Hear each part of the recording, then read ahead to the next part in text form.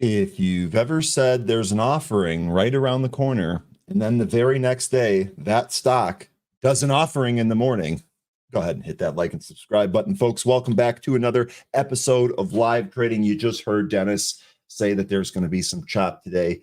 Should be an interesting day. Thank God we've got 13 back. Let's go ahead and make some sense of what's going on. Welcome to Benzinga Live Trading. Let's see if this actually kind of comes back. Way out of control, got way too high. All right. Hey, I will take that. I will absolutely take that.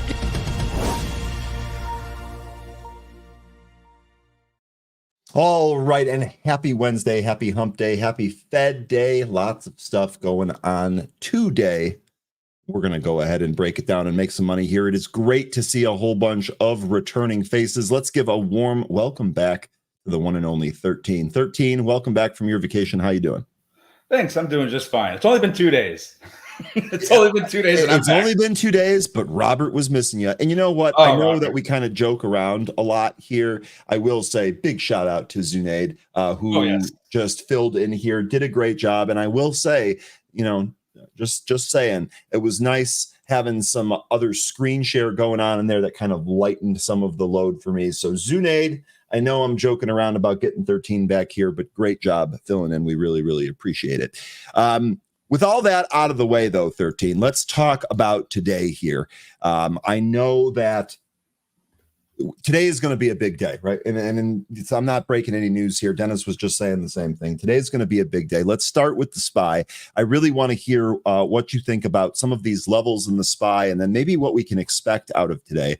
I'd love to talk to the group about that as well, just to kind of get your opinion or get the feel for what's going on out there.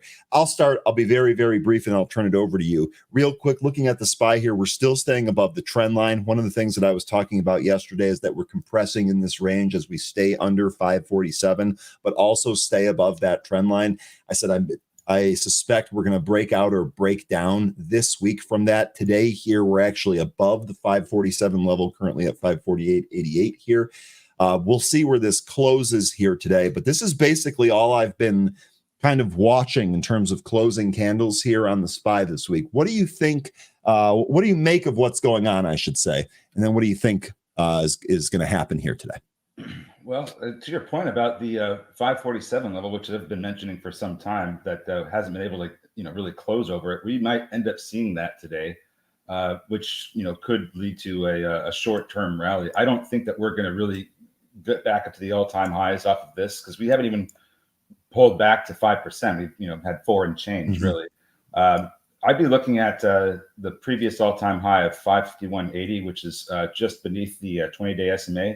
If we get some momentum that takes us up that high, then I'd be looking at that area as resistance. And then, of course, we also have 555, which is a big level we have discussed previously. That would be another level that I'd have to get through. I'm not convinced that we're going to, shoot all the way through those.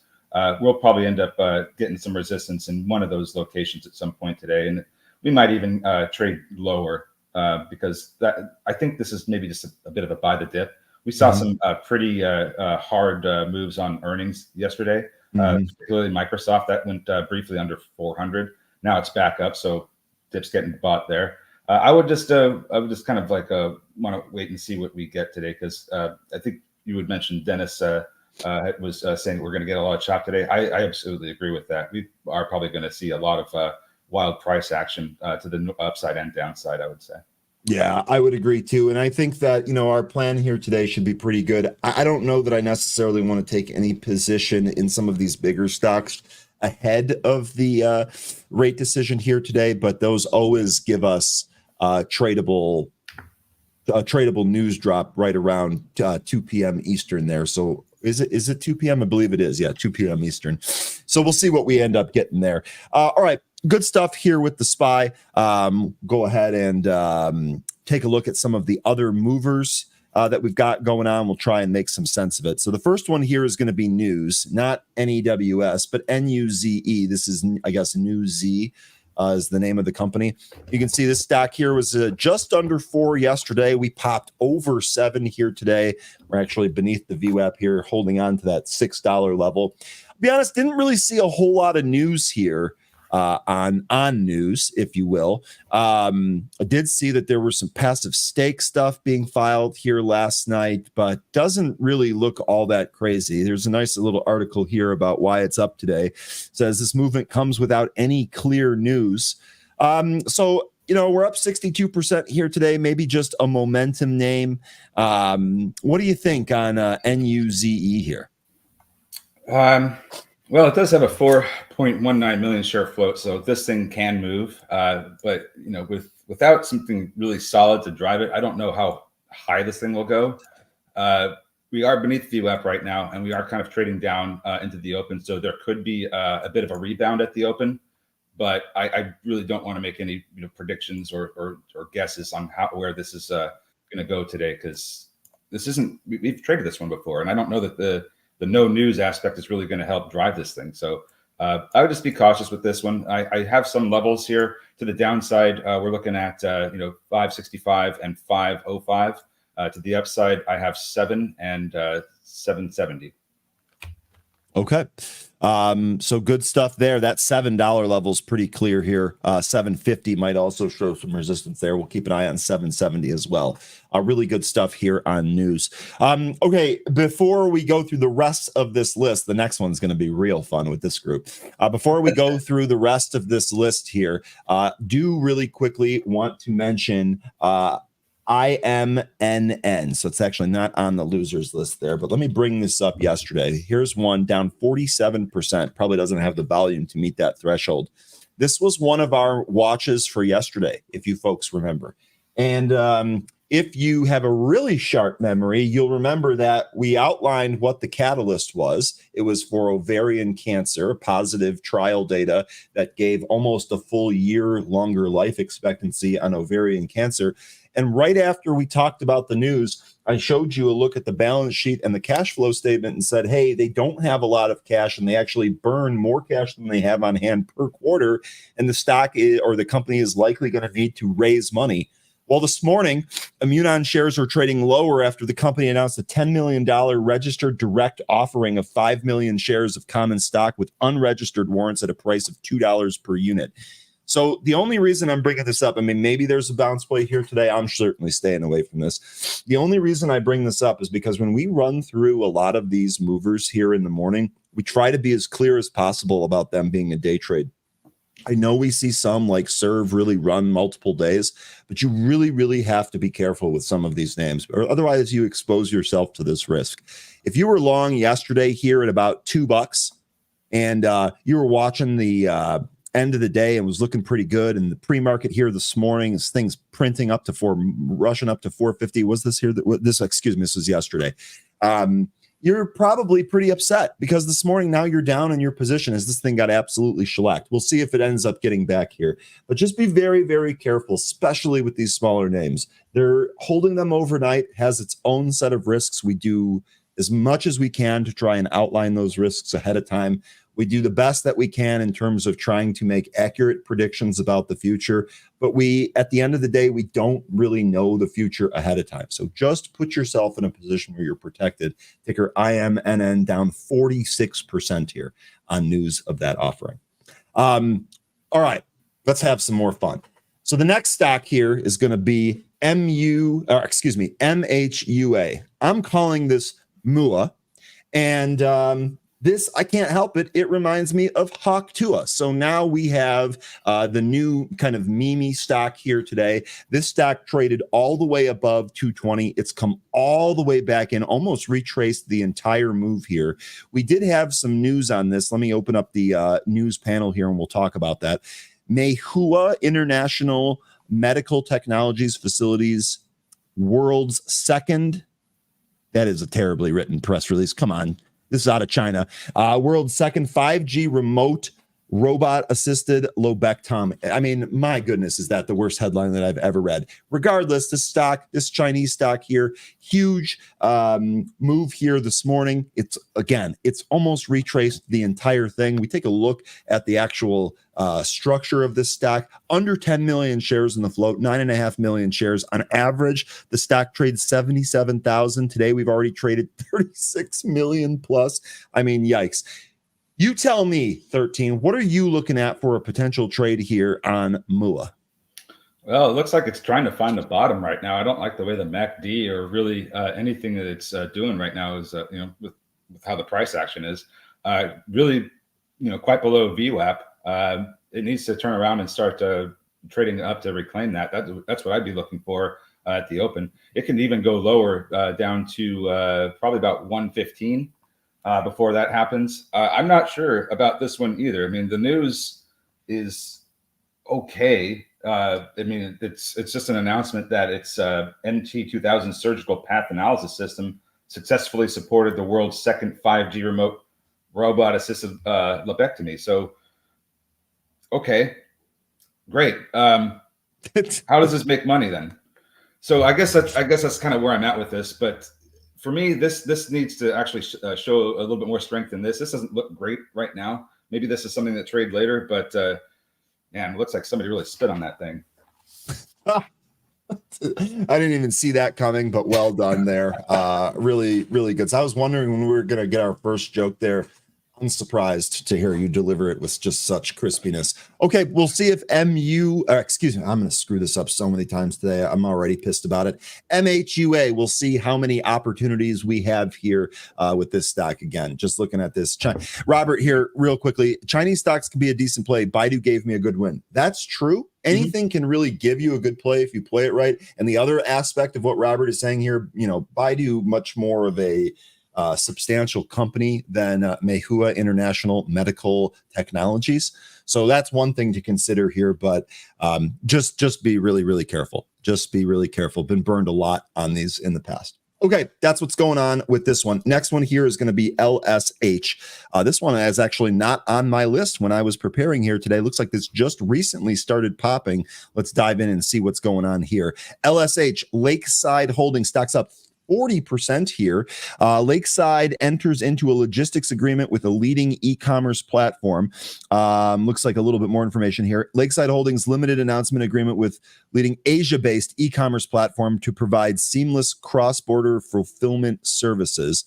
I'd actually like to go through this PR and see if I recognize what that company or what that platform was. Let's see. Yeah, no, they don't even name it in here. And just say that it's growing. In any case, that's what's going on here with LSH. Stocks up 40% here. Dollar move to the upside here today. Looks like the highs that we put in here were about 422. Should be a little bit more resistance there at 4. We'll see what happens here. Stocks pop. Do you have anything on this one, 13? I know this just kind of happened. Yeah, it's only like 13 minutes old or so, but let's see here. It's got 1.5 million shares in the float. I think you already read the why it's moving, the headline there. I don't have any financial edge on this, but it doesn't look like they're too bad of a position. It looks like it's trying to turn a profit here. It's had a couple of quarters of positive net income. So I guess this is just this is something to watch. Like I said, I don't have any levels to this. I'll have some levels by the time that we open on this one, but for now I don't have a whole lot to go on with this one at the moment. It is a US-based integrated cross-border supply chain solution provider. So that is pretty interesting. And we do have here, this IPO'd on June 28th. IPO'd at $5 a share on 80,000 shares. It was priced at $4.50. So it looks like it indicated 5 and then 5.30. We're actually beneath that price here today. Yeah, because that's interesting because the next one that I think we're going to talk about is an IPO as well. Yeah. Okay. Well, that's what's going on with LSH. We'll see if we have an opportunity on this name here today. Let me get to an intraday chart here. There we go. It actually looks like it's testing 4 here. We'll see if we break out from that level there. Okay. Next one here is going to be PITA. This is PITA. Why is this? Here we go. So this was sorry. What? It's an IPO. This IPO. No, I know, but I'm sorry. The my chart not having the shading here was really kind of throwing me off. So this is where we ended up closing yesterday. We went as high as 12. We've come all the way back in. Hembra Electric. I'm not familiar with what this company does. Let's see if we even have a blurb here. Provider of electric mobility products and solutions for rail vehicles and buses. And It offers services to public transport companies, fleet operators, and vehicle manufacturers as a solution to that. Okay. I don't know how I feel on this one. Well, I'm going to kind of wait this one out, see how this actually trades here today. I don't think I need to be a hero on this one here today. You got anything on PETA? Just it's okay if you don't. I mean, this is new. It's brand new. Yeah, just said it's an IPO. It has 7 million shares in the float. I don't really have levels except the ones that were put in, pretty much yesterday. It looks like it's just trying to rebound, but I don't know how high this is going to go without taking a closer look at what the price action was like yesterday. Okay. It does look like NVDA NVDL is on the list here. That's with NVIDIA trading higher here. This looks like this is on the back of AMD. We'll go ahead and run through some of those. I did notice that Serve is up here in the pre-market just a little bit here today, so worth mentioning because we've been talking about that one quite a bit here. ADIL, this is one that we've traded before. That's getting jiggy here as that moves above $1. But let's go back to some of the bigger charts here. That's basically it for some of these smaller movers, and let's talk about some of these bigger stocks here. Glenn, I love where your head's at right now. Yeah, we're just going to start with Chipotle because I was actually just talking to 13 about Chipotle here. Let me show you what's got me interested here in Chipotle. So first of all, we've got the earnings out of the way. We've been talking a lot about trying to potentially come up with a trade on this stock as it moves to or around its 200-day moving average. We've done that here. We actually breached beneath the 200-day moving average, and now we've recaptured it. Now, this here is a really good setup. I really like this. And the one thing that I'd be looking at here today, possible swing long here on Chipotle. I want to see where this candle closes. Generally speaking, when I talk about some of these moves, when I talk about some of these swings that have to do with the 200-day as entry, I want to get closing daily candles above these levels. So I'd really like this to close above 52.77. We're currently at 53.36. If it really starts to run away, I'm going to do my best not to chase. In that situation, I might kind of start nibbling on some options so at least I can have some exposure in case we get kind of a rapid type of V recovery here. I don't know if that's going to happen.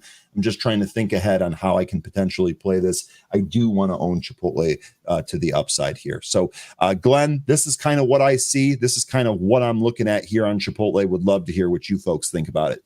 13, I know we talked about this a little bit in the pre-market, but I don't know if you have anything to comment on this. If you do, you're welcome to. So July 17th was a Wednesday, and the low there was 55.10, and the day after that, we created a gap.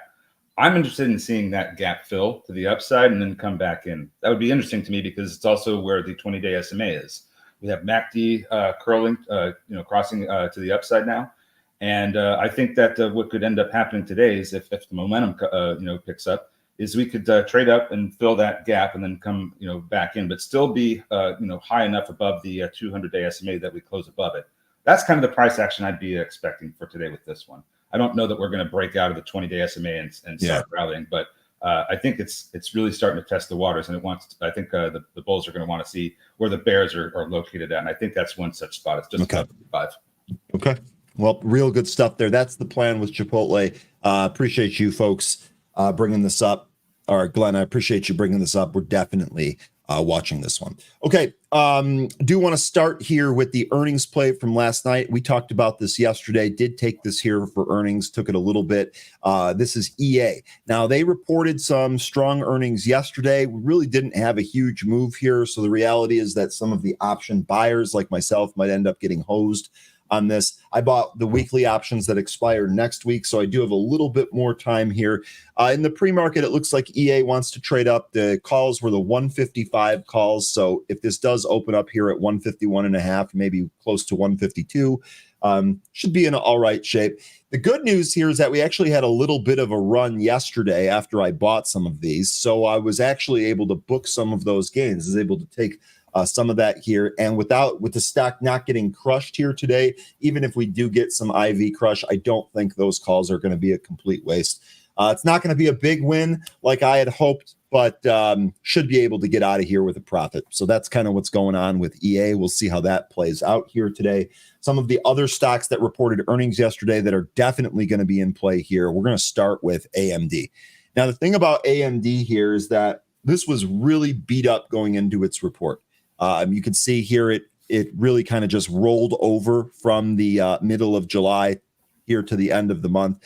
Lost its 200-day, even though it tried to battle and hold it to 200-day, it ended up losing it. And today here we're popping. So 13, I can't wait to hear what you think about AMD as well as the group. I know you guys are trading tech all of the time. But looking at this here, we're at 150 right now. We've got that 200-day at 154. A recapture of that 200-day does it would be bullish for me. Unsure if we get there today. What say you here on AMD? Well, I have a line drawn here for some reason at 162.30. Well, we're well below that right now, but not too far away. One thing that I'm looking at right now with this current price in AMD is that it's still beneath the 200-day SMA, and we have the 50 and the 20 bearing down towards it. It's going to need to recapture all of that. And I think that's probably one of the reasons why I have 162.30. I should have made some annotation onto why that is, but it seems like that's a pretty significant support turned resistance level, and then back and forth. So that's going to be for me the level I want to see get recaptured. Now, if we get close above the 200-day SMA, then that's going to be one of three we need to see. But I think it's going to run into a bunch of resistance between 153 and call it 173. Just that whole range of consolidation there from May to the beginning of June is looking like that could provide a good amount of resistance. So we'll see if that's what happens. But first things first, we need to get above that 200-day SMA. Okay, sounds good. Calvin here saying the CEO is speaking right now. Excuse me, Calvin, was that on CNBC or Bloomberg? What was that on? I actually have CNBC on another screen here muted, but it's currently a commercial. I don't see anybody there. Regardless, though, let me know where that was. Great morning to you, Golden Brown. Great morning to everybody else that is here today. Good morning. It's great to see all of you folks. Okay, a couple of more stocks that we wanted to run through here. Microsoft, I know that this was also a big one here. Microsoft down only 1.6%. That actually really doesn't tell the story. If we take a look inside, you can see what happened here with Microsoft. We were watching this live in happy hour. This thing absolutely plummeted. Oh, yeah. We did get a little bit of an immediate bounce right there, and then it started to roll back over to the lows, but the buyers were not going to let that happen. Looks like it defended 390 quite well in the after hours yesterday. We did kind of trade back up. Here we are at 416. The stock closed at 423-ish. So we have a potential here to go red-green after earnings. What do you think on Microsoft? I think you're going to see a lot of price action between the 200 and the 50. You look to the left, you can see that we get a lot of consolidation above 418, I guess we'll say, and there's a lot of consolidation right beneath that as well, going back to the very beginning of the year. So this consolidation here is kind of what we're in, and I'm just kind of watching to see how this is going to navigate through that. I think they're going to see, to Dennis's point from earlier, a lot of chop, and I think it's going to be one of the ones you're going to see a lot of chopping. Yeah, I think you're absolutely right there. You also might see moves that look different in the afternoon after we get the Fed decision. So we'll see how this goes. We have an answer here. Amanda says, that was me. I defended 390. You all are welcome. So you Microsoft bulls out there, maybe a hat tip to Amanda today for defending 390 on your behalf. Well, thank you. We'll see how that. I am a Microsoft bull. That is good stuff. Next here is going to be Wing. Jay Rice, I know that you had mentioned Wing here might help some fast food names. Well, gosh, the only fast food name I care about needs more help than Wing's going to give it. We'll see here. All jokes aside, though, this company just extremely strong. Seems like it beats on every earnings. In fact, let's check here real quick. We look at the earnings. Boy, this stock hasn't missed on EPS since 2022. And same with revenue. So this stock has really been crushing it. You can see the size of these EPS beats has been substantial. We get another beat here in Wing. Let me go back to the daily chart here real quick. We get another beat here in Wing. And look at that. When we printed some of these highs and we double topped near that, 430 area there, when we pulled back here, we really did a good job holding that first fib level there, that 0.236 fib level at 364 has absolutely held in. We were talking about fibs the other day. I can't place exactly what day it is. The Fibonacci retracement, to me, the best time to use this is after a stock has made a huge move over an extended period of time and then starts to pull back. These levels are so crispy. And a lot of the times these really kind of line up with some of the moving averages too. So as an aside, this is my favorite situation to use a Fibonacci retracement. It looks like Wing has really kind of held that level. Now we have earnings here. Wing up almost 6% here this morning. Saying Wing has always been a Raz favorite. Yeah, it has. I can confirm that. And I can also confirm that Raz is very generous when it comes to just ordering a bunch of food for his employees at the office. I work remotely and have still been present a number of times for that to happen. So Voodoo, this fact check accurate. So, one of the things I like to go to when it comes to earnings is the calendar and look at earnings and see how they performed over time and how quarter over quarter and year over year looks. And one of the things that we look for is, when companies get to certain valuations, it gets really hard to, make these surprise EPS and revenue beats and, get higher than the expectations or that magic number that investors are looking for. This one, they had, this is like the best sales they've had since, over a year ago. I think this is 5 quarters. Yeah, about 5 quarters. This is their best sales beat. So that's interesting to me, and that implies that there could be some more upside ahead.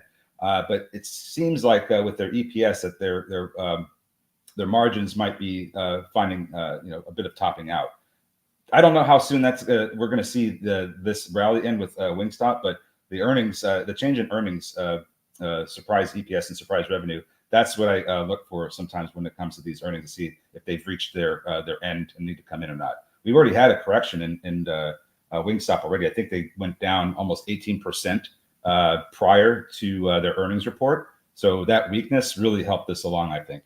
It was actually 17.6% from its all-time highs to the recent low here. So that did make a pretty substantial move down. Good stuff there on Wing. Okay, Jay Harris here, giving us trade plan before the market even opens. I like that. I'm taking AMD calls. Love that you use the phone emoji there with that. That's pretty sweet. Okay, so Jay Harris, long AMD, or looking at AMD here today. Okay, some other stocks that reported earnings I might as well just mention here. If you folks have anything that you want to take a look at, be happy to do that. Sydney, we'll get to Lilly here. That's a good one. SOXL, we can take a look at that as well. MasterCard. Oh, really? Oh, geez. I didn't. We ran out of time. Sorry about that. Completely my fault. Real quickly, as a reminder, the stream is sponsored by Trade the Pools. If you need help getting above that 25K day trading threshold or simply need some more dry powder, check them out. They will help you. They're a great bunch of people. Okay, let's see what we can get here today. Meihua had a quick flush, and then now it's trying to push through its 65 EMA on the 5-minute, trying to recapture VWAP as well. We'll have to see if that's what happens here. MACD still hasn't really curled in a way I'd like to see it yet, but that was an interesting little piece of movement out of the gate there. No position in that one yet. Okay. Alex, does Raz still like in mode? INMD, he was table pounding bull at 35 plus. I haven't asked him about that one. That stock came in, didn't it? Yeah, that stock $17. I remember when he first started talking about that thing made a move towards 50. I don't know if I will try and look into that for you. I don't have an answer for you. I'm sorry about that. Let me try and get you an answer on that. Meihua here. This actually does look like this is going to try and go higher. What do we think here, folks?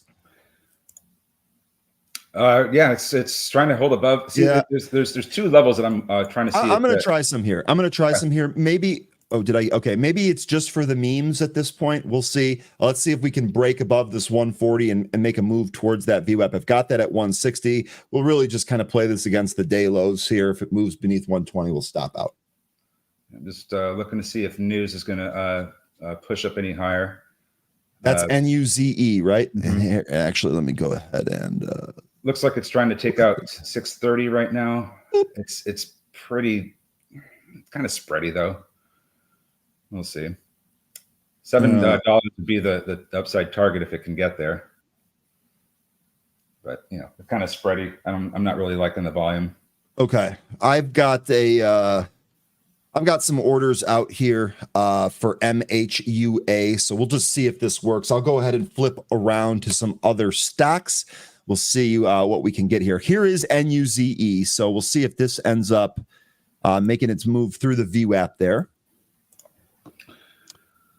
Let's see what you guys are saying. Alex, you're welcome. AMD calls. Let me take a look at that. And 13 again. Just go ahead and interrupt me if you've got something here. No problem. AMD coming back in. Jay Harris, let me know where you get in on that. Serve is making a move. It's looking pretty good so far. Got as high as 1676. It's breaking out of the 200 EMA on the 5-minute. It came right back underneath it. So don't know about this one quite yet. Hey, choppiness is going to be the name of the game today, I think, folks. Yeah, that's what we've outlined from this morning. Bonjour, Smoke Tuna. Good morning. Are you in Paris? How are you doing coming from the site of the Olympics? How are you doing, Smoke Tuna?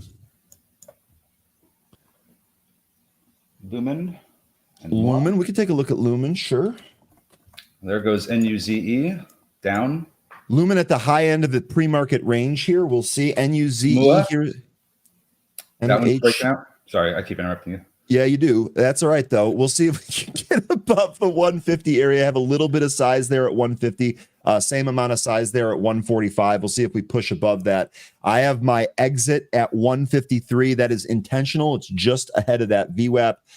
We'll see if we get there. I'm okay getting a scalp out of that if we make a move towards that. By the way, I know that you had mentioned Zim earlier this morning, 13. I just noticed some unusual options on the call side going through here on Zim. Zim popped out of the gate, went right to 20. What do you got here on this? You've been an ace on this one. So we received news late last night that one of the top officials for Hamas had been killed in an airstrike.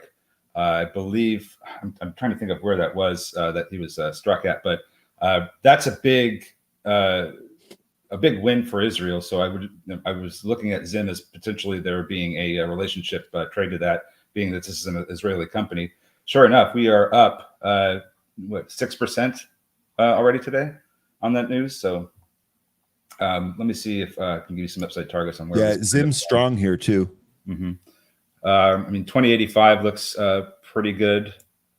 I really couldn't say how high this goes today, but I would be looking at 2085 for an upside target. It's not too far away. And then everything beneath it would be basically EMAs. We could also look at 1915 as a support level, because that seems to be where the gap is filled to the downside.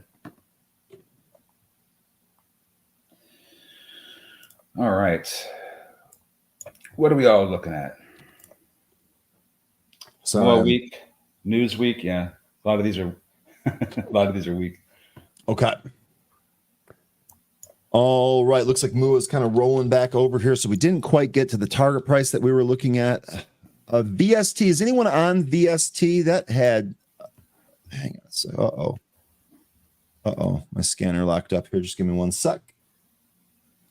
Smoke Tuna mentioning ZVRA. I'll take a look at that. Okay, I can bring that up here. I'll come back to VST in a sec. ZVRA. Nice move out of the gate. Indeed. Above VWAP.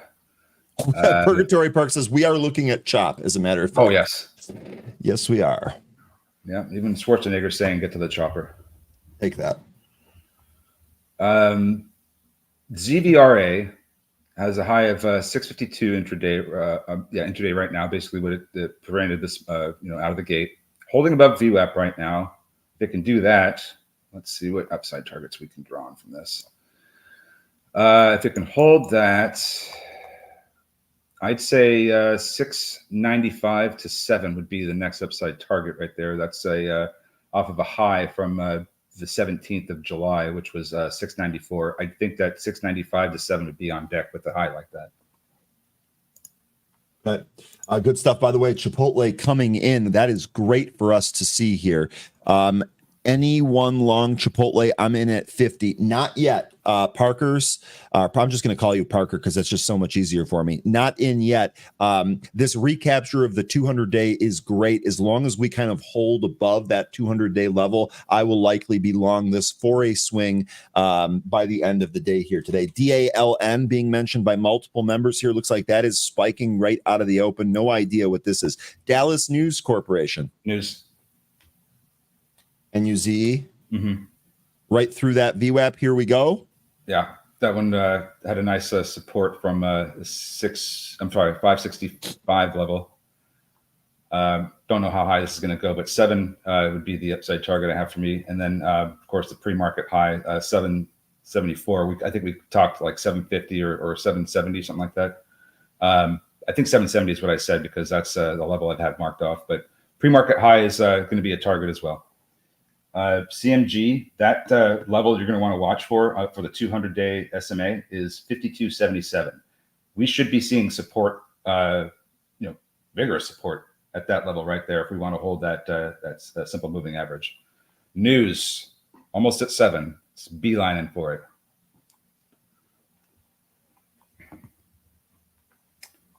Sup with BlackBerry, says Calvin. Let's take a look and see what price action we're getting with that one. Real quick here, DALN halt. So I didn't see any news on this. I'm looking for you, Wiss. I know that you had asked about that. Don't see anything here. I did not have Squawk on, so perhaps it was squawked. Unsure about that. They did report earnings last night after the bell, and they have a conference call here today. Now that conference call, according to Pro here, doesn't start for another 22 minutes. So maybe that was some action ahead of that, but that's kind of what's going on here on DALN. As far as BlackBerry goes, I'm seeing some, management changes, some leadership changes and some restructuring, but I'm not really seeing anything else too significant. But here's the thing. All cybersecurity stocks, and this is going to be one of them, have a shot at doing really well in light of the CrowdStrike fiasco.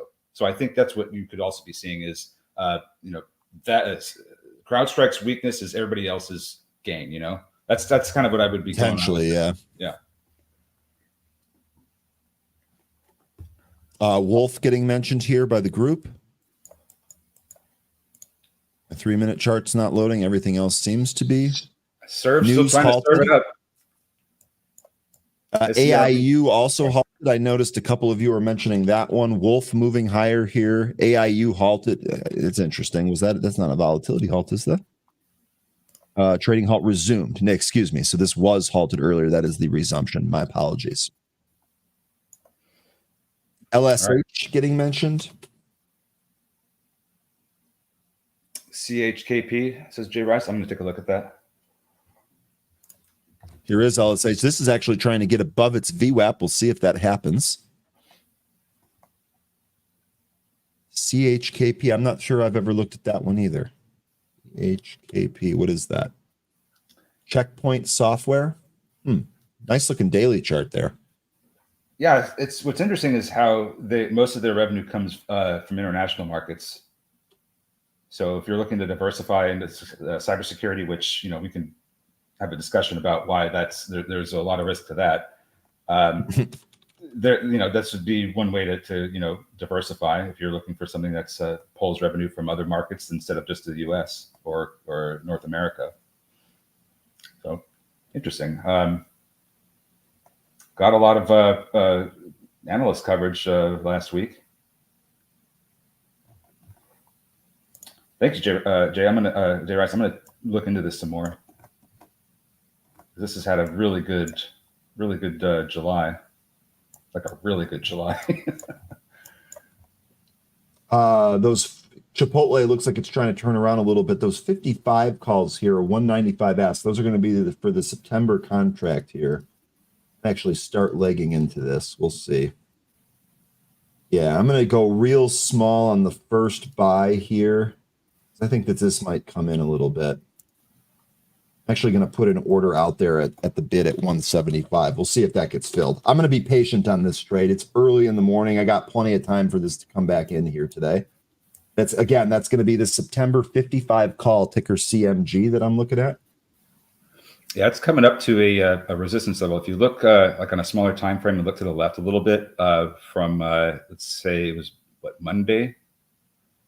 We got some consolidation in the after hours before it popped to the 23, or actually probably got over almost 24. But I would be looking at some resistance from that consolidation there. Okay. But it's almost up where it's almost up to. Okay. I'm sitting on the bid there for that CMG. Again, we're going to start legging in here. I might add, assuming I get filled and everything goes well today, we'll probably add a little bit more before the close. We'll see. We shall see. Okay, Meihua headed lower. Yeah, getting rejected at VWAP. I was stopped out of it, so it looks like we did set a new low here that stopped me out of it. What a bummer. So I actually had my target just a little too high. Trade worked, right? This bounce worked. Looks like it stopped at 148. I had my sell order out at 153. Did not get filled. That is kind of a bummer here. Seeing PLTR get mentioned. Sorry to interrupt you. Yeah, it's fine. That is needing to get back above 2750, in my opinion, to go higher, and it's also beneath the 20-day SMA. I still want to see this actually come back in a little bit, well, just because I want to reload some more. Yeah, me too. But I think if it's going to go up from here, it's got to take out 2750 and that 20-day SMA, and then the big resistance is going to be at the 2950, where we were getting topped out at the past couple of weeks. So that's what I'd be looking at. But to me, this looks like it's going to head lower. You have the 50-day SMA almost exactly at $25. That's going to be the interesting support that I want to see get tested. Okay. Real quickly, I also brought up VST earlier today. I know you guys are talking about VRT, I think. VST, I feel like we've looked at this one recently. This actually is moving up towards its 50-day, although it's still several points away. What's going on here? Vistra shares are trading higher after the company announced that the Nuclear Regulatory Commission has approved its request to extend the operation of Comanche Park Nuclear Power Plant through 2053. So getting a positive news there on one of those nuke power plants. That is driving the stock plus 15% here today. News. That is open. And that's going for those pre-market highs too, 13. It just hit that 7 level and it came back in. So there's one level checked, and it's getting a bit of an issue with the consolidation from the is this all pre-market? Yes, pre-market. Still looking to take out that 747 pre-market high. We can go as high as 770, I think, but we need to start closing some of these smaller time frame candles above that 7-minute level. Also, we need to hold above VWAP for that upside to continue. Okay. Seeing AMD getting mentioned here in the chat. That one really, I guess, probably the big surprise. No, we popped after the earnings. We're actually going higher here. So we took out the pre-market high here on AMD, just barely. Came back in right after it. Let's see if we go higher here. AMD, Jeff, you all sold AMD too early. Maybe not. This, I think, is the chop that Dennis was talking about. I mean, if you got out of that with a gain, I'd be happy at this point. The AMD, I see what you're saying here, though, especially if the volume kicks up. This might go higher here. Somebody was asking about ENPH. Okay. Is anything going on with the solars? We did have First Solar report, didn't we? Hang on, let me check my sheet here. First Solar. Yeah, that reported last night. So here's ENPH's chart. Here's FSLR. They reported they're higher here, but not by a whole lot. Actually, it looks like the initial move was lower on First Solar. Would like to take a look at that report. Here is ENPH, though. One thing I'm seeing about ENPH that stands out is how the short interest is the highest it's ever been. AMD new highs, by the way. Keep going. So with ENPH, I think there may be a bit of squeezing happening here. The thing is that the days to cover isn't quite at the level I'd like it. New is trying to push up through 7 again, by the way. So for me, with Enphase, it just seems like this is kind of going sideways at the moment. But I really can't give you a whole lot of great insight on this one. It seems like it's going to be sideways for a bit until there's I guess maybe a clearer direction on what rates are going to do. Yeah. So I think with this could be a good rate play. Yeah, remember, solar is definitely tied to rates. This might be, you know what, though, 13, this actually might be one to keep on watch today, considering we're going to get one of those decisions here midday. Yeah. So EMPH, probably a good watch. Jay Wild mentioning that Microsoft is knifing here. That actually just lost the VWAP. I'll be interested to see where this closes. I don't necessarily have any. I don't have any trades on in any of my accounts here for Microsoft, including the long-term account, which I probably should have some. But as far as a trade goes here, I think I'm more concerned about where do we close, right? Like if we really start to test these lows again from yesterday, I'll start watching this here. But Microsoft, otherwise, I'll just kind of let this shake out. Yeah, if we get down to the 200-day SMA, that's going to put it into an oversold position, and there could be more choppiness ahead. I don't know if it's going to go straight down, though. Sorry. All good. I don't understand why this is so funky. Purgatory Park saying the Russell is going to move this afternoon. Really, I agree with that. Which direction is the Russell going to move? So far here, holding on to just about even. Looks like we're stronger here at the pre-market, but we've kind of given up some of those minor gains. That consolidation, that pre-market consolidation really causing problems for news. Still trying to get, stay above 7, but it keeps smacking it down to its VWAP. Okay. You got J Blue pulling back here. I had a big day yesterday, but really giving it back here today. KKR is traded higher here this morning. BFI, big volume. That's a penny stock, isn't it, Jonathan? Yeah, BFI. This is probably your penny play of the day. Either that or NC is going to be that other one that's moving here. NOCO. The question of if a firm would go higher on rate cuts, I would think it would. Here's the thing about a firm. There's a lot of other issues going on with this, particularly their earnings. This company loses like a lot of money. This loses over $100 million, sometimes $200 million a quarter. That needs to change. And I don't know that rate cuts are necessarily going to fix that. So it might be good in the short term for this company, but it seems like they've got a lot of other underlying issues they need to deal with. That's being said without looking too deeply into this, but the financials, just looking at their income statements for the past 5 quarters, doesn't look great, but it looks like they're improving. So I'll give you that. Here is a daily chart for a firm. Very, very clear downtrend since the end of last year when the stock really made its last run. This is what we need to get over. And frankly, we're beneath all of the moving averages too. So you really want to see some of those levels fall here and then maybe a build above. Yeah, that's actually really good. That trend line kind of tells you the story. And that's what I would be looking for. That's where the breakout's going to happen, over that trend line. Yep. Yes, sir. All right. Taking place there. Nibbling on once again, that's the September 55 call, ticker CMG. We have our first entry in that. We'll see how it goes.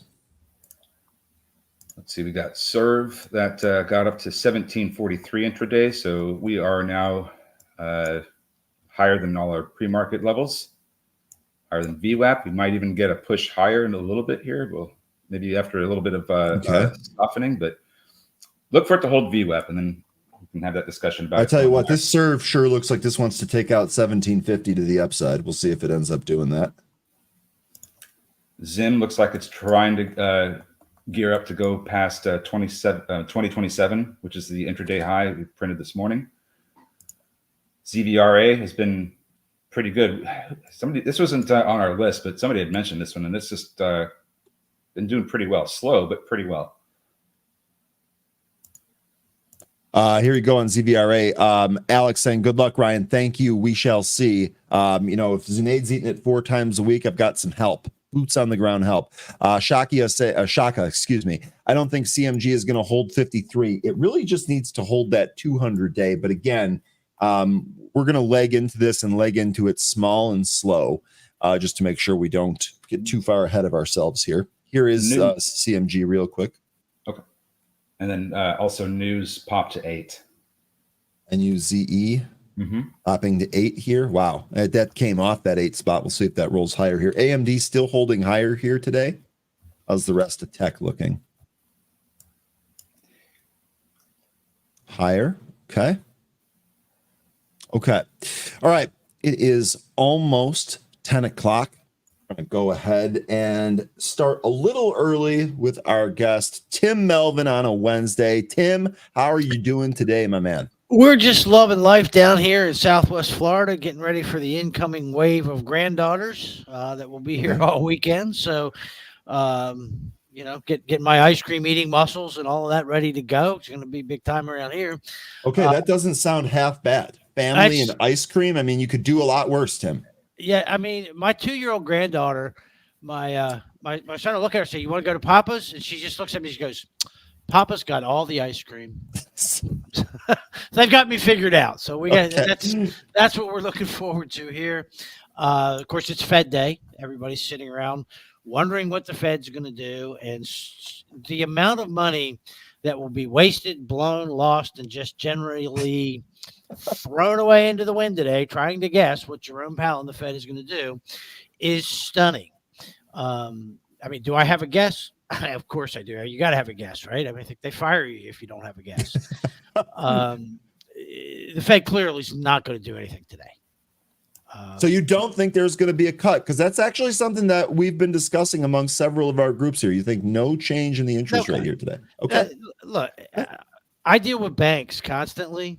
So, and, lending institutions. So whether I want to or not, I have to pay attention to the Fed. Now, I'm a little secret, unpopular opinion. I don't really give any of that what you think about the Fed. You can want to audit the Fed. You can want to burn the Fed. You can want to eliminate it, vote it out of existence, bury it under K Street. Your opinion of the Fed and the gold standard and every other monetary system as an investor is absolutely meaningless. Okay? The Fed, ladies and gentlemen, is what we have. It's what we've had since 2013. Gonna have it forever, probably. There's really no way to get off fiat when the whole rest of the world's fiat. So be that as it may, you need to know what the Fed is doing and thinking. So I pay pretty close attention to this. Powell's not backing off of this. Okay. He needs inflation to be lower. As he looks around the world today, I mean, it's a real mixed bag, right? It's the last inflation reports have been okay. But inflation is still running higher than the pace of consumer spending at this point in time. Mm-hmm. You've got grain prices have been in a massive, and grain's very big factor in inflation. They're part of every step of the food chain. They've been in a massive bear market. Should they turn, it's a problem for the Fed. The latest inflation reports have also benefited enormously from lower energy prices. Now, that game sort of changed last night, right? When Israel committed assassinations, and I don't, we're going to leave the political opinions of the war out of it. They assassinated people inside Lebanon and inside Iran. The temperature just went up a lot. And conflict in the Middle East has implications for the oil market. So inflation's much better than it was, folks, but it's not settled. Until Powell feels like it's settled, there's no cut. Yeah, and so that makes a lot of sense to me. And I mean, like, even talking to just regular Americans on Main Street, they still go to the store. They still feel the impact of high prices. So even though things are better, to your point there, inflation is still high here. It's still being felt. Go ahead. Yeah, that's something that you don't hear the pundits on TV and everybody talking about. They're like, inflation is down. And so you hear that as a consumer, you go to the store, you expect eggs and milk cost less. Mm-hmm. No. And they don't. No. Exactly. No. So we had inflation up around 9% when we broke the world back in 2022 for a little while there. And now it's down to 2.5 or 3, depending on whose numbers you want to use. Okay. That doesn't mean that prices have reversed. That means they're going up less quickly.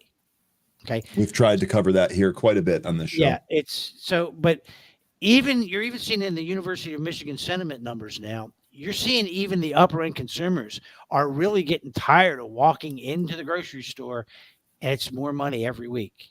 Mm-hmm. Every week. So if you look at the numbers coming out, everything's like, yeah, okay, this isn't so bad. Then you look at the Michigan sentiment numbers, and it's like the consumers are ready to jump off a cliff, but they're gonna have to get in line, because if you look at the National Federation of Independent Business numbers, small business owners are leading that charge over the cliff. So the reality of inflation is different than we see in the headlines, and that can be jarring when you walk into the store. Yeah, so, no doubt. I don't see much coming out of the Fed today. I think if anything, he's going to be hawkish in his statements, which the market's not going to like, because he's got to set the stage for more uncertainty in September. Okay. So that's just my guess. The Fed and real quickly, we did get news that Japan hiked. The Bank of Japan hiked overnight. Is that factor into any of this at all? Not yet. Not yet. Okay. Eventually, that's going to have some big implications for the interest rate market and for the global economy, but we'll see how long they stay with interest rates high and what the policy of the bank becomes there. It's look, to make a confident prediction on something they've only done one other time in the last 20 years is a little tricky. Good point. Okay. What do you have anything for us? Because I do have a couple of questions that the group has kind of been building on this week. Let's go with the questions. So the first question started on Monday when we got earnings from Tilray. So I think you can see where I'm going with this. One of the things that one of the sectors here in the market that people love to trade are some of these pot names. I think that they're going to be able to get into it. But one of the big things that we have identified for serious moves in this market is the ability for these companies to be banked, and for the ability for these companies to actually use banking services. So the question came, well, Tim's the bank guy. Let's ask Tim and see if he has any type of insight on any financial institutions that might be suitable for the cannabis industry, and if you have any feelings on that. Look, there's a lot of banks trying to do business with the cannabis industry. I mean, I like Shore Bank Shares bought Severn Savings, which was really doing the majority of the share of banking in Maryland. I think Valley National is doing a lot with the industry in New Jersey. But the government has made this really difficult, okay, by still treating them as basically criminal organizations. Banks that openly make it easy for cannabis companies to bank run into the possibility of all kinds of legal difficulties. So they've had to create these complicated and expensive lockbox structures and other legal mechanisms to get around the banking regulations. To be honest, it's one of the dumbest things that I have ever seen out of a government regulatory body ever. They're encouraging criminal activity by making it impossible for these guys to bank. Now, you had, I believe it was Kansas was sitting there, and banks in Colorado were transferring the cannabis companies were trying to move money to banks outside of the state. And on the Kansas state line, they just sit there and pop them as they came across the border with the cash in the truck, because it's a nightmare out there for the cannabis companies and for the banks that want to do it. And look, they would love, this is a massive cash business, right? Exactly. And that's kind of why, I understand the angle here, right? The banks that service these companies are going to be a thing behind the thing trade. Like, I get it, but I don't see a start for this yet. No, there's, when Severn Savings was real, and because they're a smaller bank in Annapolis, Maryland, and so when they had the dominant share of the Maryland market, that was really interesting. And of course, then they got bought by Shore, and we like Shore Bank Shares, by the way, SHBI, even though it's up 40% in the last few months. It's a difficult thing, and most bankers are not going to get heavily involved in this until the government gives them an okay. And the fact that for purely political gamesmanship, they've been blocking the Safe Banking Act, that's just, look, that's almost criminal in my eyes. That's negligence on the part of the regulators and the regulatory bodies. Neither the FDIC or the Fed or anybody else has stepped up and told Congress to knock it off. And I think they're remiss in not doing that. Having said that, there is no elegant or easy solution here. Okay. Do you think regional banks stand to do better when the with cannabis ahead of the larger ones, since some of these cannabis companies are, based in these states that are more pot friendly than other states? Yeah, so the regional community banks that have made an effort to find a way to deal with these guys are going to have a massive edge over the big guys. It's like the cannabis REITs that have been buying and doing leaseback deals for dispensary and grow product properties and all that. And they're charging exorbitant rents because they can. But even when it's legal and the rental relationships normalize, they're still going to have an advantage because they had the relationship and they stepped up to serve the industry in the gray area. And I think the banks that are working to the greatest degree possible will have a huge edge over the big banks. Right now, JP Morgan, Wells Fargo, Citi, Bank of America, they can't touch this business. The regulatory risk it's too high for them. So they're going to be way behind the curve in offering products. And it's a very specialized business. So it's going to be very specialized banking services that they're going to need. I think the smaller regional community is going to have a massive edge here. Okay, that might be okay. Yeah, this is definitely something to watch here. But Tim, I really appreciate your insight on this. I would say, just kind of keep this on the back burner. If you hear something through your network, we'd love to hear about that here. Okay. The other real quick question, we don't have to spend a lot of time on this. I'd be happy to give my thoughts on it too. The other thing, one of the picks that we have been talking about here has ticker NEP. That's Next Era Energy. They caught a Morgan Stanley downgrade here today. I'll be honest with you.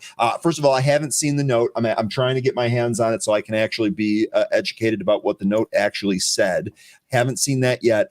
I'm looking at the price action here, and to me, this is actually extremely encouraging. First of all, the plan for this is long-term high dividend payout. They just reported earnings. They just declared the dividend. All that stuff is fine still. The downgrade here today, the stock is barely down. 1.5%, hardly anything to take a look at. And we're really kind of at this support level that I've been dollar cost averaging at. I'm really only going to be concerned if we snap 20 to the downside. We got a ways for that. So what did you think here about this? Any update? And if there is none, there is none. Yeah. Like you, I have not yet seen the report. I'm sure it'll filter to my desk at some point. But look, these guys just reported earnings, to your point. Mm-hmm. In the earnings report and presentation, they once again affirmed a dividend rate that's slightly higher by the end of the year and 6 to 8% long-term dividend growth. Management's not foreshadowing a dividend cut at all. In fact, they're foreshadowing exactly the opposite. So either these guys have like a bunch of brothers-in-law that got together and formed a law firm, and they're trying to funnel cash to them in defending the lawsuit that will absolutely happen if they turn around and cut this dividend after reaffirming all over Europe, all over the United States, and in an earnings report that we're going to raise the dividend. So I'm getting more and more comfortable with the payout. Having said that, the dynamics of this business are such that even if they slash this dividend, I'm just going to double down there. Okay. So I'm not, and again, position sizing is everything, right? I don't have 50% of my portfolio in this thing, and neither should any of you. Of course not. Of course not. We max position in an initial position is 4% for me, and this was not a max position.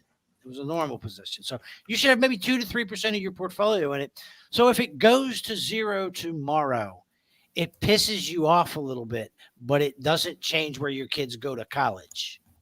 Really, that's a really good way of looking at it, a very practical way of looking at it. Tim, appreciate it. And just to kind of clear it up here, this was a beat, and the earnings that we were just talking about happened on July 24th, so very recently. It was a beat on the top and the bottom line. They declared the dividend, which is almost $1 per share, and they also affirmed they see 5 to 8% annual distribution growth. So to your point there, it all seems really stable here. To me, I've been kind of working my average down here, and I've also been following the risk management rules that you just touched on. Don't ever go too hard into any of these names, whether they pay you a dividend or not. Okay.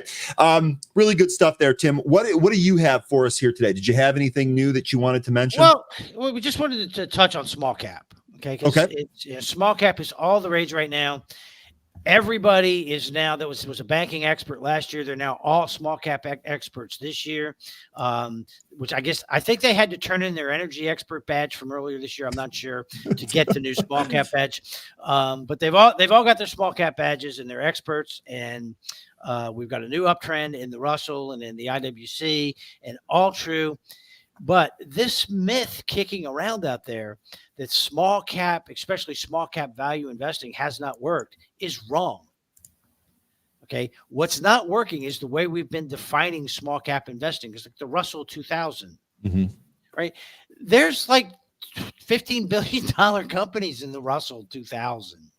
That's not smaller micro cap investing. And you look at the Russell value and growth indexes, they take value, and it's the lowest half of companies by price to book value.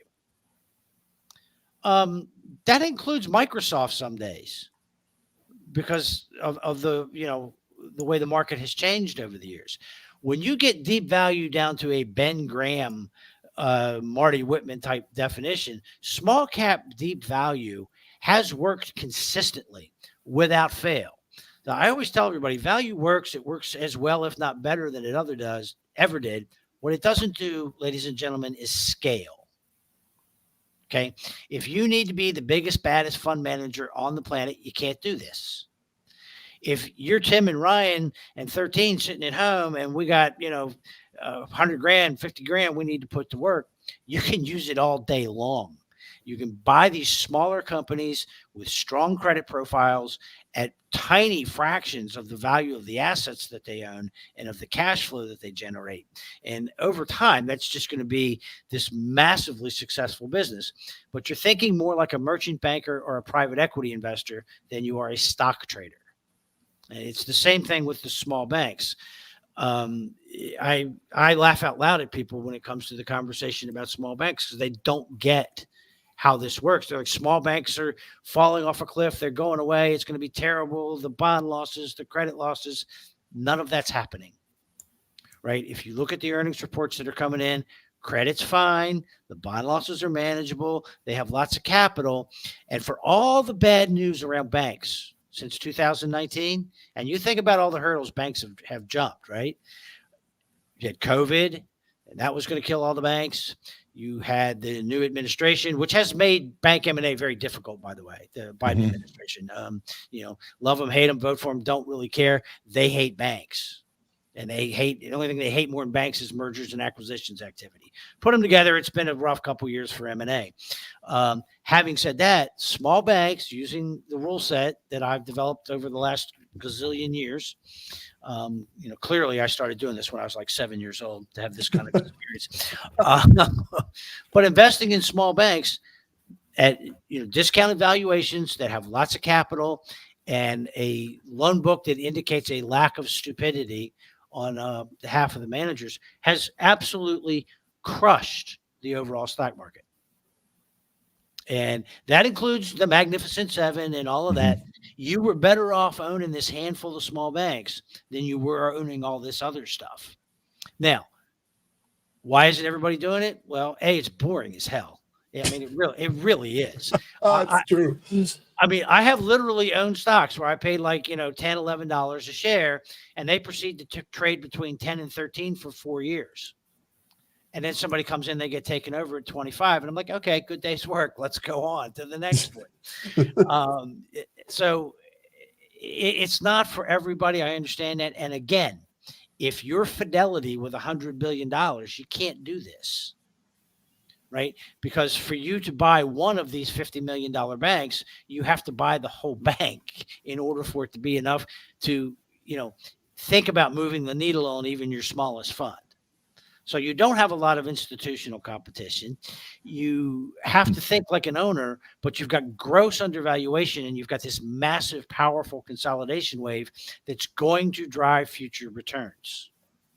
You've got people that really want to sell, and then you've got people that absolutely need to buy.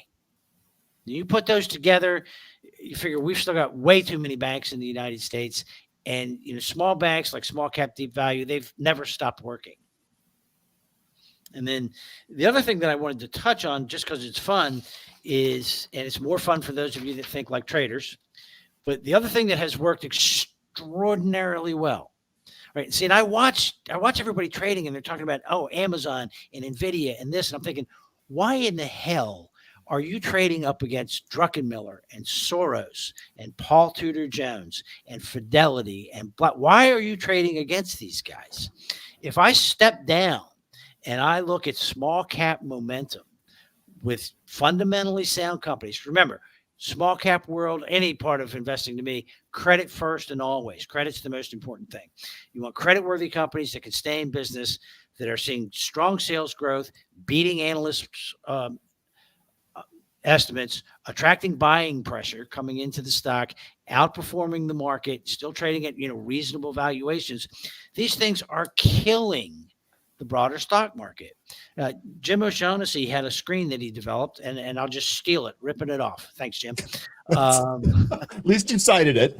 Yeah, well, you have to, right? And it's called Tiny Titans, is what he calls it. And this thing cranks out. The volatility is crazy, by the way. Okay, if you can't handle like 20% up and down swings in a stock a day, don't do this because you will puke a lot. All right. But you trade it on, closing momentum only because the intraday stuff can be very noisy. But it's compounding at over 30% a year with no options and no leverage. Okay, so why wouldn't you end, start, and do everything with your trading right there? And the thing about deep value momentum, small cap momentum is it's a weeding process, right? We're going to run the screen, and let's say we have 25 companies that meet our criteria today, and they're outperforming, and the fundamental momentum's great, and it's attracting attention. The minute the momentum slows, you're gone. You have to be.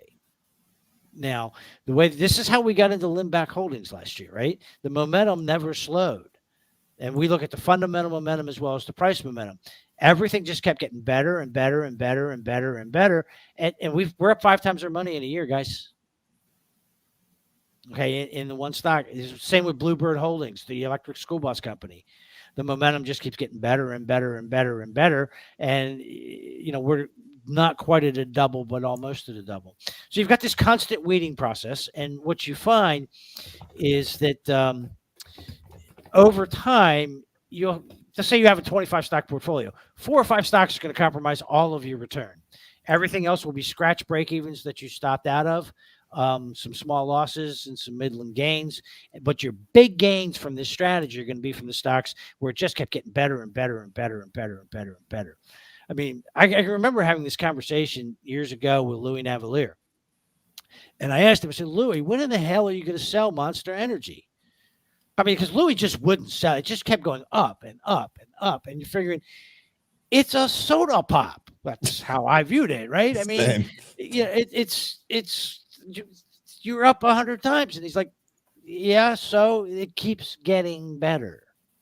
And that was a powerful lesson because it kept getting better and better, and it kept going up and up and up. And Louis just never blinked. It was pretty impressive, actually.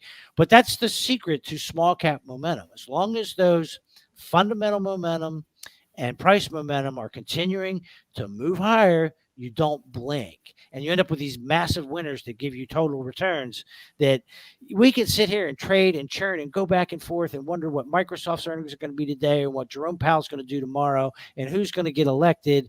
Or we can ignore all that and do this, a lot of which, by the way, is a spin-off and kind of a version of what Peter Lynch did. And look, Lynch went for 12 years, and he compounded money at 29% a year. And again, no leverage, no options. Okay, so pretty good. You need to be studying what that guy did. Yeah, And I can tell you what it was: small cap momentum, and he was major player in small cap deep value, especially drum roll. You guys ready for this? I'm not coordinator. I'd give you an actual drum roll. Small banks and thrifts. Peter Lynch inherently understood the value of what's called thrift conversions. Mm-hmm. And it's a very cool transaction. We won't get into all the details because we can go down all sorts of rabbit holes and weeds, but it's one of those value creating transactions that can happen. And it's a way of a small mutually held bank coming public. I still track them and trade them today. Most of our bank portfolio is former thrifts. All right. Lynch had a guy who literally his job was to go around the country and put deposits in these thrifts, these mutual thrifts, because depositors got first shot at the IPO. And when he turned the helm of Fidelity Magellan over in 1989, he owned pretty much every publicly traded thrift in the United States. Okay. So, all the small bank, the small cap deep value and the small cap momentum, I didn't pull all of this out of a vacuum. It's because I'm a geek and I study stuff. And one of the best track records is Lynch's. And when you start to take it apart, you see the things that drove a lot of Louis Navalier's work. You see the influence of Ben Graham and of Marty Whitman. And you can put all this together in a small cap investing style that is, we'll name it after the soda pop. It's a monster. Okay. I like how we tied that in at the end there. Yeah, that was pretty sad. Yeah, I'll be honest with you. I didn't see that coming. Okay. Do you have any names for that you want to give us here today? Yeah, let's go with, okay, I'm going to give you one out of small cap deep value. And guys, look, don't do this one if you're not real patient, but it's Oil States International. The symbol's OIS. Okay. I'm getting my butt beat in this stock, which is, I should have known because it's one of my 2 stocks of the year that I gave the money show. But now it is up 30% this month. It's up 26% this week. So things are looking better. This is oil services and equipment, both onshore and offshore. There's an embedded option in here on all things renewable and military and everything else. They have a deep sea mining division that has contracts to explore the possibility of mining the deep sea floor for rare earth minerals, which, by the way, is eventually going to be this massive business, right? Because the fact of the matter is we don't have enough rare earth minerals for energy transition, for our defense needs, and over 80% of the supply of rare earth minerals on this planet are either under the control of or under contract to China. No. Yep. They're not sharing. Okay. So we have to find our own. So oil services, it's, been a tough business. It's going to be a better business because I think you're going to see a relaxation of the rules, shall we say, post November. So we love the oil business. We love the oil services business. This stock is ridiculously cheap. But then there's this option in there for deep sea mining way down the road. This thing's trading at half a book value. I could literally liquidate this company, not a fire sale, but just rational liquidation, the current market price for the metals and this, that, and the other, and the everything, the value of the contracts. I could liquidate this company and walk away with about a 30% profit right now. This is an ongoing business that actually generates some cash. All right. There should be a huge leap into profitability in the next fiscal year. They've got a great credit profile and they've got this embedded option on deep sea mining that could be huge. Okay. You'd actually mentioned really quickly there, you'd actually mentioned something that ties into a question that we were getting here. Thinking about it, saying, ask Tim if he sells his small banks once they reach book value, since he likes to buy deep below book value. I know we're talking about OIS, it's an oil exploration company, but you're pretty much kind of hitting, or you're pretty much mentioning that this is so far below book and it can return to book. Do you have an answer here for thinking about it? Do you sell those banks when it gets back there? Not usually. We assess it there, but the sale point's usually above one where we're going to say, okay, maybe we need to exit the bank. It's going to be above the current takeover premium multiple in the market. Historically, that's averaged around 1.5 times book for this size bank. And a lot of it, we're going to assess bank quality and some other factors. But look, this is no secret, Ryan. I've had the banking letter on Market Fi for over a decade now. Okay. We, ladies and gentlemen, and this still holds true, we do have some stocks that are down, none down big, right? We've never, ever, ever closed a losing trade, ever. Now, that's 11 years in running. And the reason is simple. We usually exit via takeover. Okay. We're aware that the smaller banks, if they can't achieve scale, they have to sell. Okay. This is not a if, it's not a maybe anymore. The regulatory costs, the technology costs, just the cost of being a bank are too high. They're never going backwards again, right? Mm-hmm. So their profit margins are squeezed, and probably permanently. It's very difficult to keep up with Jamie Dimon and his $1 billion a month technology budget, but you're expected to. Okay. So it's becoming very difficult for these banks to earn the type of profit that's going to make their shareholders happy. So smaller banks that are public have an issue. They've got to grow or sell. Growing's difficult. The choice quite often is to sell. You're selling to another bank that's trying to get still bigger to get bigger scale, because if he can get scale, his margins go up. Right? Keep in mind, when one bank buys another one, the average cost save is about 35% on the assets acquired. Mm-hmm. So now if I'm a bank and I've got a good currency to acquire, I've usually got a higher return on assets, say around, let's call it 2%. For easy purposes. So when I acquire $1 worth of assets that's currently earning 0.25% return on A, which a lot of these smaller banks are, I'm going to multiply the return. I'm going to take out 35% cost, and then on all the assets that I've gotten, the rate of return is going to go up by a factor of 8 that I'm earning on those same assets. So the dynamics for the buyer are massive, and they're the only way to really gain solid earnings growth. So you got people that want to buy, people that need to sell.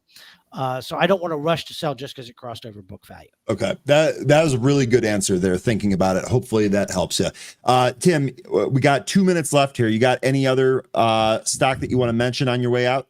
We'll give you two. These are two. These are two momentum stocks. And remember, momentum fades, you're gone, right? You don't hang around and play. You can come back on these. One is Torrid Holdings. The symbol here is CURV. I'm going to leave all commentary aside about the growth potential of this business. They sell, I shouldn't have done that, plus size apparel for women, both apparel and footwear for plus size women using an e-commerce platform. They're growing, guys. They're opening stores, and they've been really good, right? They open stores, and if these work and these don't, they close these. So it's been pretty smart growth so far. They're exceeding analyst estimates. Okay. The stock's got momentum. It's trading, at a really reasonable price to sales. And you can see the price is starting to, gain the curve, right? So this momentum keeps going. It attracts a little bit of institutional interest. This stock's going to go big in a hurry. Tim, real quick, do you think this is the trade to be in, or such a trade to be in if the Ozempic stocks start to unravel? It would be like taking the other side of that trade. To a degree, maybe, yeah. Although, here's my only. Well, I can go down the rabbit hole on Ozempic, guys. We are so early in this thing, okay, and we're starting to say this is what makes me really nervous about Ozempic. It's gone from being used to treat diabetes to now we're going to treat weight control, but now it's going to cure alcoholism and drug addiction and cigarette smoking and nail chewing and leaving the bathroom toilet seat up and every other bad habit known to humanity. There's been a recent study that shows that these GLP-1 drugs fix it. Color me skeptical. I mean, we just started this stuff with weight loss. We don't really even know what's going to happen here. So given the American diet and exercise habits, I think there'll be a long-term market for plus size holdings. But again, this is the momentum portion of the portfolio. I don't care if they make cheesecloth or cheesecakes in a momentum portfolio, okay? Right? This is not like my deep value portfolio. If this thing keeps going up and the fundamentals keep getting better, I'll keep owning it. Somebody blinks, I'm gone. Okay? Now, the next one, because, you think small cap momentum, this has got to be some super exciting stuff. Cutting edge. Yeah, not really. The next one up is Miller Industries, symbols MLR. You've used their services before. You were never happy when you had to use this company's services, not once, ever. But you've used it and you'll use it again. They make tow trucks. You're glad to see them, but not really. Yep. They make tow trucks of all shapes, sizes. They make all the equipment that goes on tow trucks, the hooks and the chains and the cables and the controllers. And if it's tow truck related, they're in. They make tow trucks all the way up to military grade, by the way. They're dominant kind of player in the industry, and earnings are growing, sales are growing. They're exceeding estimates. Cash flow is growing. Everything's going right with this company. And there's kind of, I guess, much like there's a school bus and fire truck replacement cycle in the United States that's been going on, I suspect there's a tow truck replacement cycle going on as the fleet ages. So, and again, it's a small company. The sales and earnings are growing. The stock is clearly attracting some institutional attention. So if all of that continues to be the case, I will own the stock until I'm old and gray. Somebody blinks, I'll sell it in the morning. Okay. Love it. That plan is really, really simple to do. Real good stuff here with the names. And I love that you're kind of giving us some of the commentary behind it. Real quick, Tim, I know that you have a new market video coming out later today. I went ahead and posted the link. So if anyone is interested in seeing that on YouTube, that's in there. Also, be sure to sign up for that webinar with Tim. Any closing comments here, Tim? Thanks again for your time here today. Thank you. No, guys, just look, do not overweight the Fed meeting, okay? Okay. You can absolutely go broke predicting what the Fed is going to do. The way you'll never go broke in the market, don't predict, react, right? If Powell comes out and does an emergency rate cut, right, stocks are going to go higher. You'll have time to buy, believe me. If they do nothing and the market sells off, that's your time to look for bargains, right? Yeah. So, you don't need to predict what's going to happen in the stock market. You'll make far more money by reacting to what happens in a longer term basis on the market than you ever will trying to predict what the market's going to do. Or when you're trying to predict what the Fed does, you're trying to pick the opinion of a bunch of economists who are worried about a bunch of politicians about what might happen in the entire global economy over the next several months. So I want to wish you the best of luck making that guess. I'm going to refrain. I'll just wait and see what they actually do. Yeah, really good stuff there. Really good advice. Thank you so much, Tim. Really appreciate the time here today. We'll see you next week. All right, my man. See you next Wednesday. Thanks, guys. Take care, Tim. That is Tim Melvin. He always has gems for us lined up, and that was no different here today. Lots of really cool stuff. I'll be honest, neither of these stocks were on my watch list here, 13. So 2 more added to the list here. Pretty good. All right. I know we went a little bit longer there than we normally do. So we'll take a look at some of the stocks that are moving here. Be happy to run through these for you. 13, I know you do a real good job of kind of keeping your eye on that. I did notice that MLGO is going here. Smoke Tuna has probably has bruises on his hand from pounding the table on NCNC as that moved through the VWAP. Once it did that, this actually gave another trade here. This is for you penny players there. What else did I miss here? NUZE, where are we at with that one? ZVRA also been just kind of ripping. It's starting to curl over now. So that's probably going to end up coming in.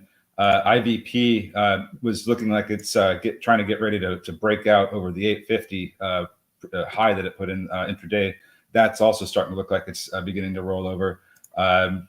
Zim couldn't get any higher than 240. It's kind of sideways at the moment.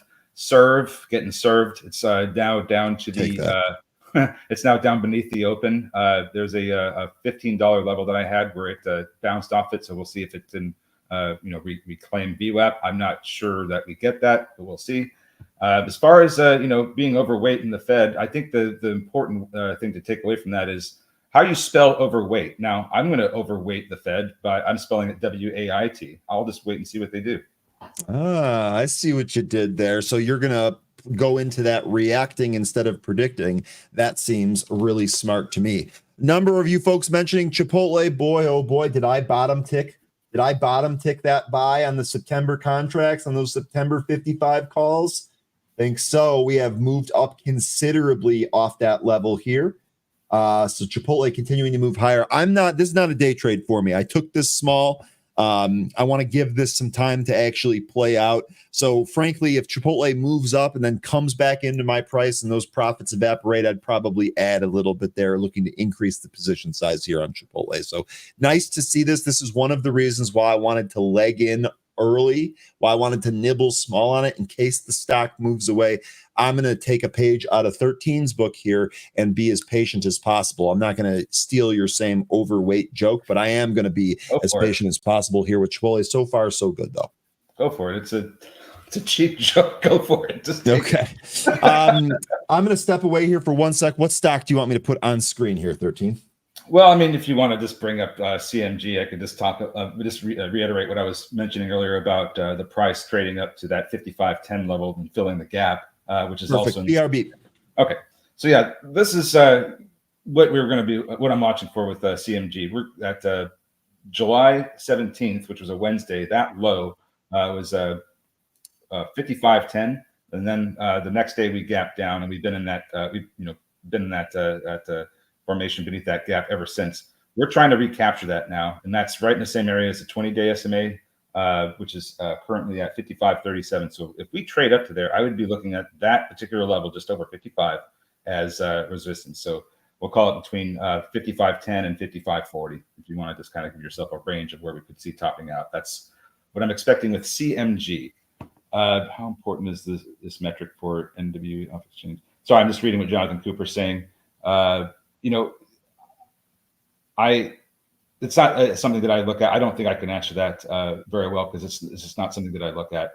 With NUWE, I think that's the penny stock that was getting mentioned today. This isn't even something that was I was following. So I'm sorry, I can't give you. Oh no, it's not a penny stock. I'm back. Which one? NUWE. I was just getting asked about how important is the metric, the off exchange short volume ratio. So that wasn't what I was really looking at. Let's see here. Let me pull this up on. By the way, NUWE was a penny stock pretty recently, 13. This did a 1 for 35 reverse split at the end of June. Yeah, so that short interest is going to be skewed. The days of cover is 1 because now the float's so much lower. That's just not a metric that I've looked at for the dark pool volume. I'm not saying it's bad. I think it's something you should definitely take a look at. It's just not something that I look at. There is such a thing as too much information. And I think if I start going down that rabbit hole, that I'm going to start thinking differently, maybe not make the right decision because I'm getting an overload of information. Have you ever done that? Have you ever had just so much information or scrolling so much where you just kind of took a break and you're like, oh my God, I need to put this down for a sec. I'm like, literally too much is going on right now. That has happened to me a number of times recently. Like it can talk you out of trades. Yeah, absolutely. It could talk you out of smart decisions and more than just the market too. So Jonathan Cooper, no, I do not look at that. I'm not saying it's bad to look at that. You definitely should if it helps give you an edge. But I think that just kind of lines up with the too much information thing. The things that I look at are no, they're not very deep. They're pretty much just below the surface, I would say. Real quickly here, Crow calling another penny stock here. This is PMAC. This is moving off the bottom here. Looks like this 59-cent area here. We're now coming up to the VWAP. We'll see if this ends up going. By the way, I did add a little bit to my NEP long-term holding here on this move down. Let's see, what else are you folks taking a look at here? I think we caught them all, right? Wing, that was a nasty reversal. Only reason I can think of is still an expensive name. So you're talking about this reversal here after earnings. It's actually moving lower. Jay, you think maybe we're at peak earnings? Is that possible? 370 here on Wing.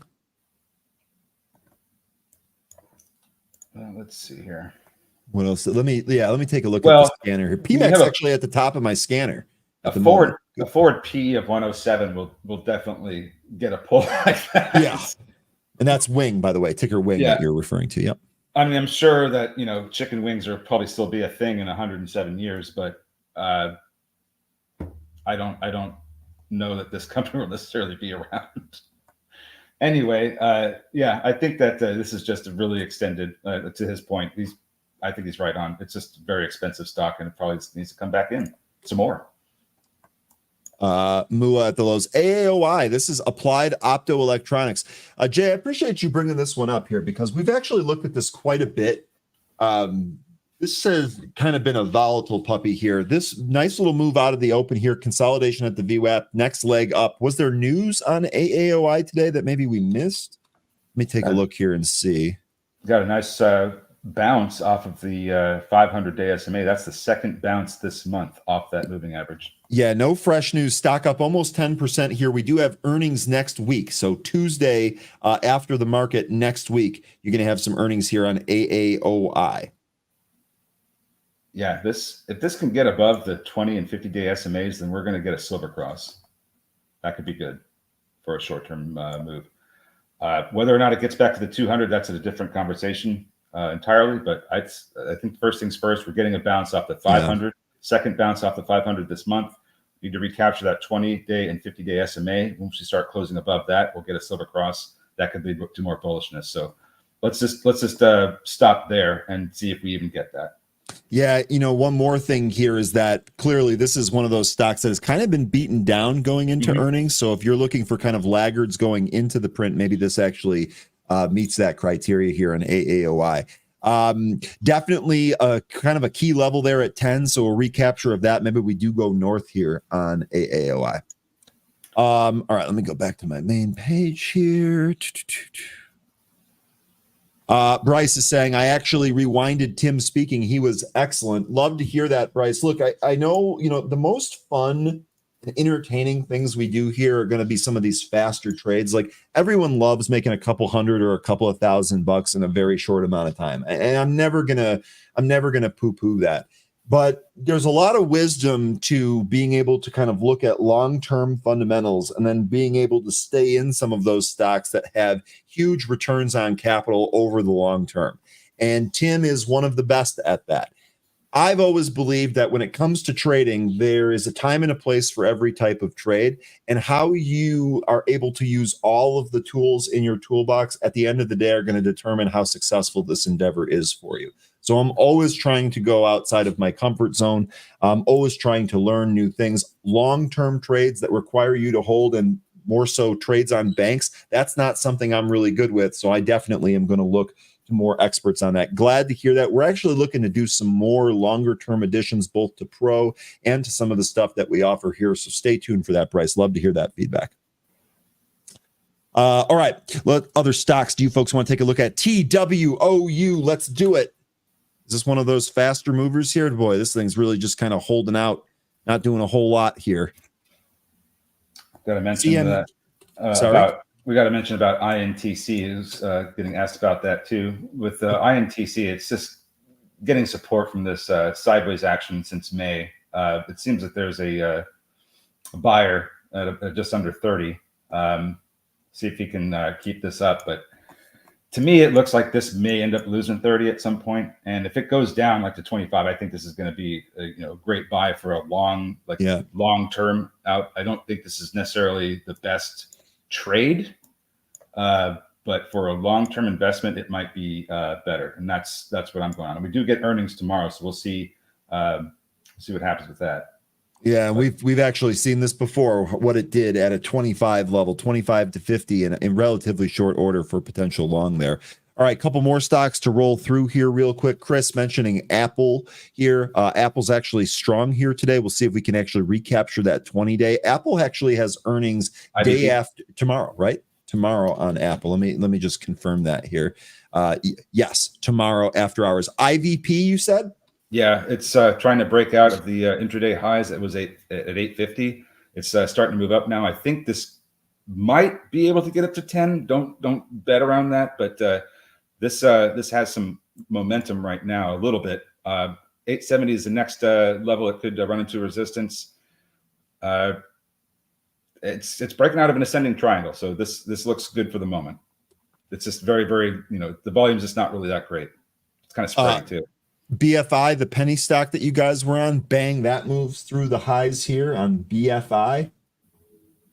Ryan, up in the Middle East were big threat to the market. Okay, so Lion Atlas, you're worried about some of the global macro things. I'll address that when it gets here. I'm not going to try and front run any of that. We're going to practice reacting instead of predicting. But noted there. And then this, Bryce was asking about if I had seen ASTS this morning. I'm looking at it right now and got another pop there. That's looking pretty good after the selling that we had yesterday. I think that may have been, I don't know if that was the opportunity to get in before it goes higher, but remember that they do have a launch planned for next month, which starts tomorrow. And that's going to be sending up satellite clusters to into low orbit for Verizon and AT&T to expand their coverage over rural areas. That's ASTS here. You've been all over that one. I should have bought this when you first told me about it, honestly. It's been a vehicle for a little bit. Now it's just kind of rallying into that launch. So when that launch happens, that I'm expecting that to be a sell the news event. We'll probably see it trade up that day, and then eventually it'll just get sold off. By the way, folks, just kind of reminding you about content here on the channel on this very busy day. Today, we've got ARM, Meta, and Qualcomm earnings calls after the bell here today. And at 2:30 Eastern, we are going to carry the FOMC press conference as well. So be sure to tune in for that so that you can make those correct reactions to whatever news we get here today. Okay. AMD and NVIDIA, you folks seem to be taking a look at here. AMD's kind of coming back in a little bit after that earnings. NVIDIA continuing to move higher here. ZBRA really coming in now. That has the MACD has crossed, and so we could expect or anticipate that to start moving down towards, I'd say down towards the 6 handle, just 6 even. There's some support down there, so we'll see if that's what we get. How's Boeing doing? They reported they're kind of hovering around 190. They reported this morning. Had new president and CEO named. So with that, I know that can sometimes be a bullish catalyst, but I think what market's going to want to see is results. So we're going to maybe get into a holding pattern with Boeing, and I don't want to make this prediction. But it's going to be a situation where investors are going to want to see the results of this new president and CEO before they feel better about just completely dumping their money into this company. That's what I would be thinking anyway. So maybe a few, maybe 3 or 4 quarters from now, this could really start taking off. It's, that's just what the thought is here. We've talked about this before. Taking off. Well done. Yeah. But we've talked about this before with other, CEO and CFO rotations in some of the other companies. Investors want to see these results of these changes. Unless this Kelly Ortberg already has a name for herself, being successful with managing businesses, I think you want to see the results before you start jumping into this. So we'll see if this changes as positive as the price action today suggests. Okay. Buzz Lightyear, nice to see you again. SoFi at the highs here. This has always been one of those interesting stocks. There are so many people that follow this. We had earnings yesterday morning, right? I don't have my sheet open in front of me, but I believe that's correct. Let me go ahead and double check that here. Yes, Tuesday morning before the open, SoFi popped right out of the open, came all the way back in. Looks like maybe we're grinding higher here. Buzz, I'd like to know, you think we maybe break out from this level here? 812? Could see that. Looks like it tried to do that yesterday. Couldn't quite get there. We'll see on the daily chart if we can get above that 812. Definitely want to see a close above the 200-day here today. We'll see if we end up getting that here today. That's what's going on with SoFi. Thank you, Lynn Williams. I didn't realize that. So I apologize to that person. Didn't realize I was a Kelly dude. It happens even to the best of us. No harm, no foul. Yeah, Elon, I'm liking that. Sorry. That's all right. Were you going to mention FMC here? No, I was just responding to Elon. AT&T resuming the uptrend, T-Mobile results and sympathy. So it's looking like some of these telecoms are doing pretty well, making a little bit of a comeback. See if we can keep going. Okay. Lion Atlas saying FMC declares a 58-cent dividend. They did that today. Their earnings are tomorrow. That was that declaration was back in July 19th. It is still July. Jeez, last day of July. Come on, Ryan, wake up. They did declare that ex-dividend date is going to be September 30th. Okay, so and that's payable October 17th. Yeah, so we got a little bit for that. They do report earnings tomorrow after the earnings announcements after the market close today, excuse me, and the conference call is scheduled for tomorrow. So FMC earnings tonight. We'll see how that goes. Yeah, this thing's been trading between 50 and 66 for since October. Yep. And you know what? I pulled an Aaron Bree and had the wrong screen up here this morning. Sorry about that, chat. Thinking about it, that's interesting you brought up LW because one of the gentlemen in our happy hour group has been on top of LW, drawing on that to basically with exactly what you're saying about the restaurant and fast food downturn. So, hey, great minds think alike. LW, yep. Who was on that one? Tom. Oh, that's right. That is right. Let me go ahead and load this here. Oh, that was wrong. Loaded the wrong layout. Sorry, guys. One sec. CVM has low volume, but it's got a nice setup trying to break over 125. Not sure we'll get that run or not, but it's just a setup I'm noticing. Sorry, what ticker? I was fixing my chart. CVM. CVM. Yeah. You go look at like a 5 minute. I mean, that one kind of looks a little bit choppy, but look at a 5 minute. You can see that formation that we got here today, intraday. Here it is. Yes. Like it wants to break above 125. Sure does. It looks like it wants to push higher here. Just need that volume expansion and we're off. GNRC, they also reported earnings this morning. That's going to be that hurricane play. This appearing on the relative volume scanner. Boy, that GNRC, this is a 5 minute. This gave up everything. Wow. It was a nice pop over to it sure was. Almost to 170. Nice. Yeah, it gave it back. Oh boy, let's see where that finishes up. What did they? I don't even know what they had in the earnings, but I imagine it was a pretty decent outlook. Let's see. How's Micron doing? Haven't looked at Micron in a little bit. Wallbox announces a strategic investment in Generac. Okay. Let me go back to trade the pool here.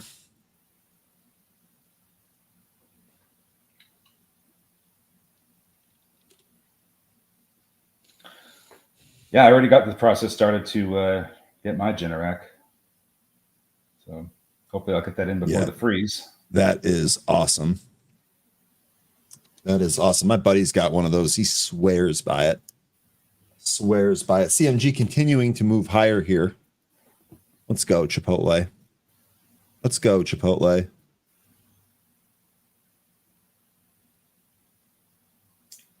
All these mentions in here, these stocks, this is just great. We got a great group here. Mm-hmm. We got a great group here, folks. Appreciate you all hanging out with us here today. Remember, you can always hit that like and subscribe button. That really helps us out. Looks like Service trying to get back to its VWAP.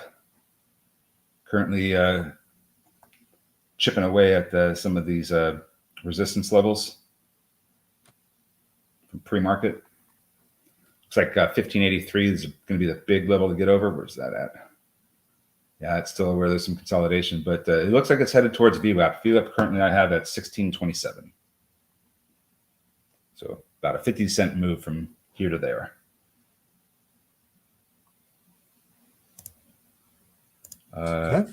Just a lot of sideways action in some of these names. Yeah, I'm going to check the Twitter streets here and see if I can figure anything out. Zim rolling over. Let's see if this pre-market consolidation can catch it. I think that starts at about 1975. ANET coiling. UWE from earlier. Let's see. You might think that the XLE would be doing better with that news out of the Middle East, but not creating those energy pressures quite yet, it seems. Oil up 2.5%. Yeah, that's kind of what I'm looking at with the XLE, but that's not just the drillers, and it's a whole bunch of other energy names. Serve, yeah, it's still trying to make its way. Looks like Meihua is going to end up going back to start. I was disappointed. I was hoping that this was going to be one of the bigger stocks here today. And I hoped that there was going to be a whole bunch of jokes about Hawk Meihua and all this other stuff. And we didn't get any of that. The stock just floundered around and didn't really do anything. It was kind of a disappointment. Day's not over. Just, we've seen it before. These things will just come back and be like, oh, I took it off my radar. Yeah, I do appreciate the optimism there.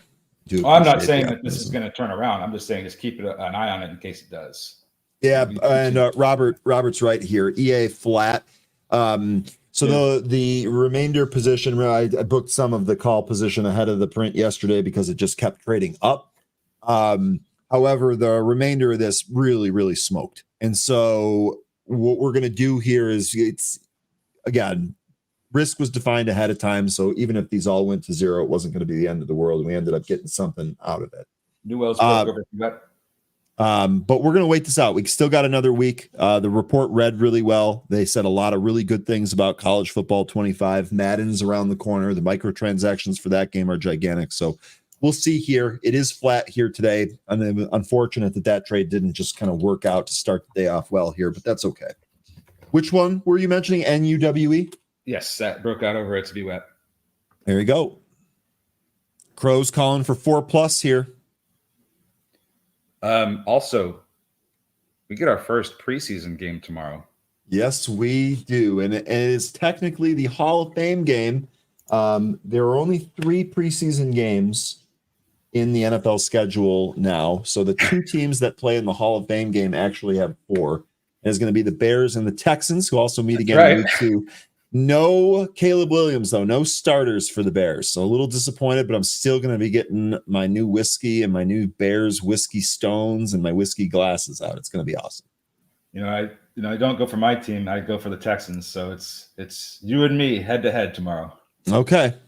Your team is my arch rival. So I know. So we'll get to that in the regular season. Well, yeah, we got plenty of time to get to that. Okay, cool. We should be getting Zunaid pretty soon to sign on before Futures Fever here. I'm curious to know what his outlook is for the Fed decision here today. We shall see. Cliff Dweller, the guess for Amazon. I don't want to make any predictions, except there's one thing that I want to kind of mention about. I know what it's going to be. Is it going to be the UPS? No, sorry. Okay, because UPS, they had a really bad quarter. They cited higher labor costs. Being that Amazon, has their own fleet of delivery drivers and trucks, I think that we might see that labor cost also show up in their earnings report as well. I don't necessarily know that's going to, take the stock down because it is a more diversified company. They're, they got Amazon Web Services. They have data centers. They have all kinds of different things going on for them. So I'm not sure how much of a hit that'll take, but that's going to be one aspect of their business that I'm interested in seeing how they're faring is if they are seeing the increased labor costs affecting their margins as well. Yeah, I mean, my guess here, I'm tough. I'm kind of 50-50 here, but since you're forcing me to make a guess for upside versus downside, I would make my guess for upside here. I would say that, we kind of pulled back off some of these highs recently. Amazon's still getting it done. I expect a good number out of them. And like 13 was just saying, it's more than just shipping, cloud services. There's a ton of stuff that goes into this Amazon number here. The one thing that I thought this is what 13 was going to mention. The one thing is that we clearly have a Jeff Bezos wall at 200, right? So let's say we're at 180, let's call it 187 right now. We're 13 points away from that wall. Let's see what happens. If this does trade up, are we able to get above 200? Do we run into that Jeff Bezos wall again? Does it knock it down and reject it and maybe send it back? A lot of questions to answer here on Amazon. And then as far as the actual print itself, I have no position for this. I'm not playing this print at all. And actually, I don't have a long-term position in Amazon. I wish I did, but I don't even have a long-term. So I have no exposure to this print. So I'm just giving you what I think right off the top. I have not put my money where my mouth is. So factor that into your... I bought... Oh, yeah. I don't know who's calling me, but so anyway, with Amazon, I picked this up back in October, and I'm just a long-term holder for this. I don't think it's gonna go back to my cost, which is like under $100 or about $100. So I'm just gonna wait this one out. If it goes back to the 200-day SMA, that'd be interesting. But when Bezos sells, that usually predates downside into the in the stock. So I think that we probably might see some weakness in Amazon just based on Bezos's sales. You look at when he was selling in 21, we had a big downturn in 22. So as this year comes to a close, we might start to see it roll over. I don't know. We'll have to wait and see. Maybe it does. Maybe it gets weak, like a lot of other stocks I'm anticipating to get weak from the summer till the election. So we'll see if we get that as well. Real quick, while you were going over that, Jay Wild saying, ouch, BA. Here's what's going on. You can see the BA chart here on the screen.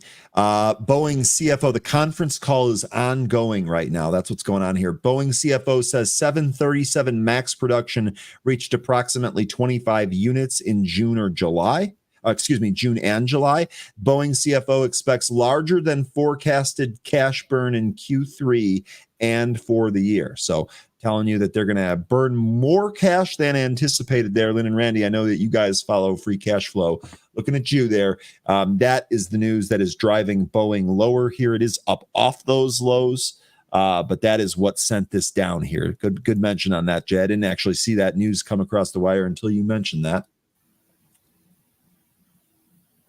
Stuff there.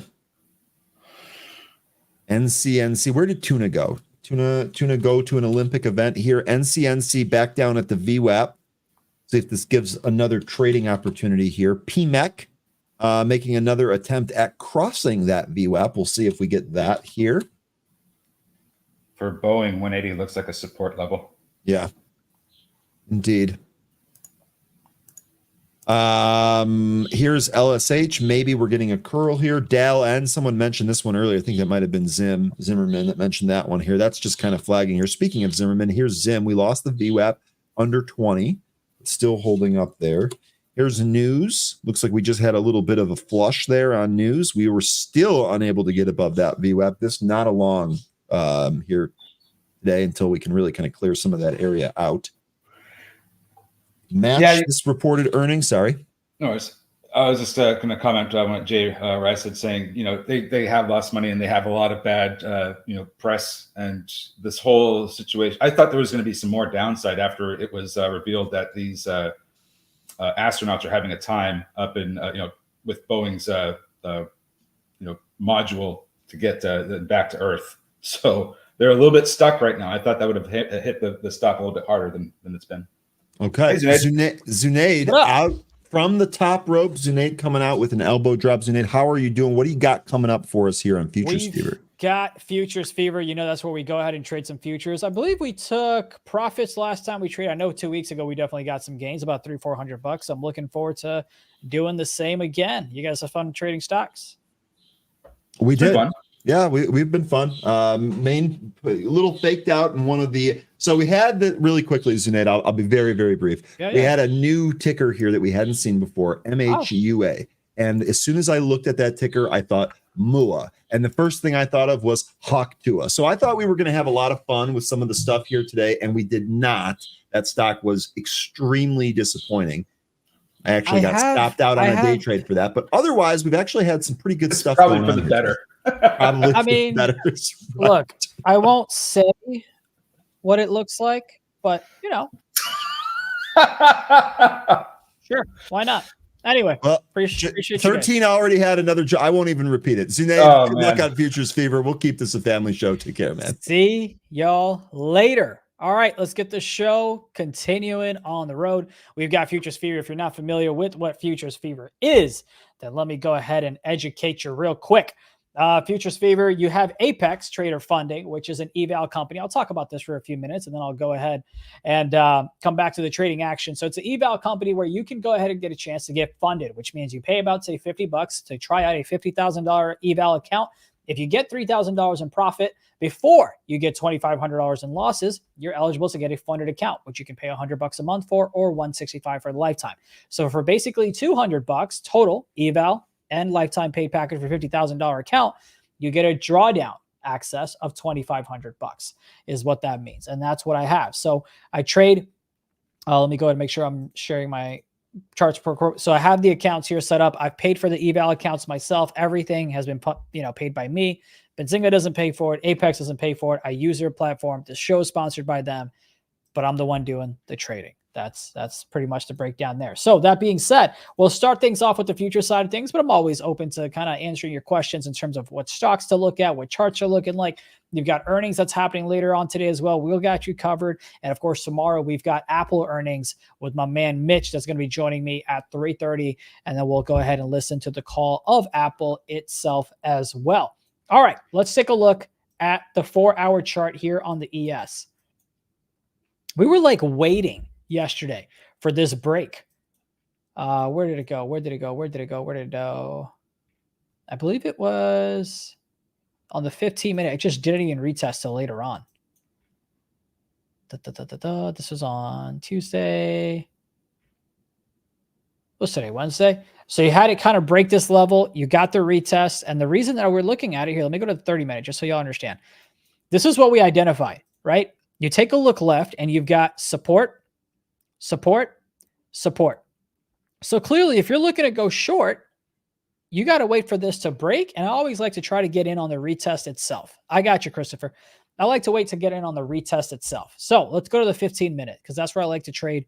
And I'll go ahead and take the yellow line off, which is a VWAP, by the way. So you have support, support, support. We break that support area, and then we come back and go ahead and test it here. So that red candle down, test it, and look at that, beautifully just goes ahead and flushes down. Now you might say, okay, cool, but like, what's your risk reward? What are you kind of putting on? For me, I like to take a look at where my stop is going to be or how much I'm willing to lose. In this case, I would like for my stop to be right above here. Now that's quite a few points. So this would end up being, what is that? That's about 14 points. Now, keep in mind, this happened, at 11 a.m. yesterday, but it's 14 points. So if I know that each ES, the micro E-mini is about, $50 a point, and it's 13 or 14 point stop loss. Let's call it 15 for easy math. And each point is $50. That's about $750 that I'd have to do. And if I don't want to risk $750, if I want to risk $500, then I would go ahead and get the micros, and I would get maybe 7 or 8 and have my risk capped at 500. And of course I would go ahead and take off the gains at $500 as well. So that it ends up being an even 1-to-1 trade. All right, cool. You saw the retest there, right? You saw the support, retest, failed, went above at 345, came back down, completely failed. And of course, this is now the after, when earnings came out, that's that session. You had a bunch of reversals that happened on that side of things as well. So that's what we have on the ES side. I did try to go short, I believe around here, but my gains, my take profit was a little bit lower. I was a little bit aggressive, so I did lose money on that. Just a heads up. All right, cool. What's the criteria for opening up an account with Apex? I'm not 100% sure what you mean by criteria, but you can just go ahead and sign up for their different types of accounts. So you go to Apex, and again, please use promo code Fever. It helps us out here at the show, lets them know that I'm doing my job and what I promised them. So $50,000 account where you can trade 10 micros, or excuse me, 10 E-minis, 100 micros, $3,000 is your profit target, $2,500 is your trailing drawdown. And you can go ahead and get it for $167. But of course, you do have 80% off right now with the promo code. So then you're looking at about $33.40. So it's an awesome way to go ahead and get started, in my opinion. And again, I have paid my own money to go ahead and get these accounts that I now trade with on Apex. All right. I'll take a look at oil. Absolutely. Let's go ahead and take a look at oil. Oil is going to be CL. And again, first time looking at oil since last week. I drew these levels out, and here they are. Same theory is now being applied here in oil. You had support. Again, it didn't all the way test, but you did see a bounce. And then we finally broke. And after we broke on the 15-minute, we're having a tough time getting ahead of it. So if I were to get in this trade, and this isn't just hindsight, this is literally what I just processed yesterday, or processed with the previous ticker of ES. I'm applying it here as well.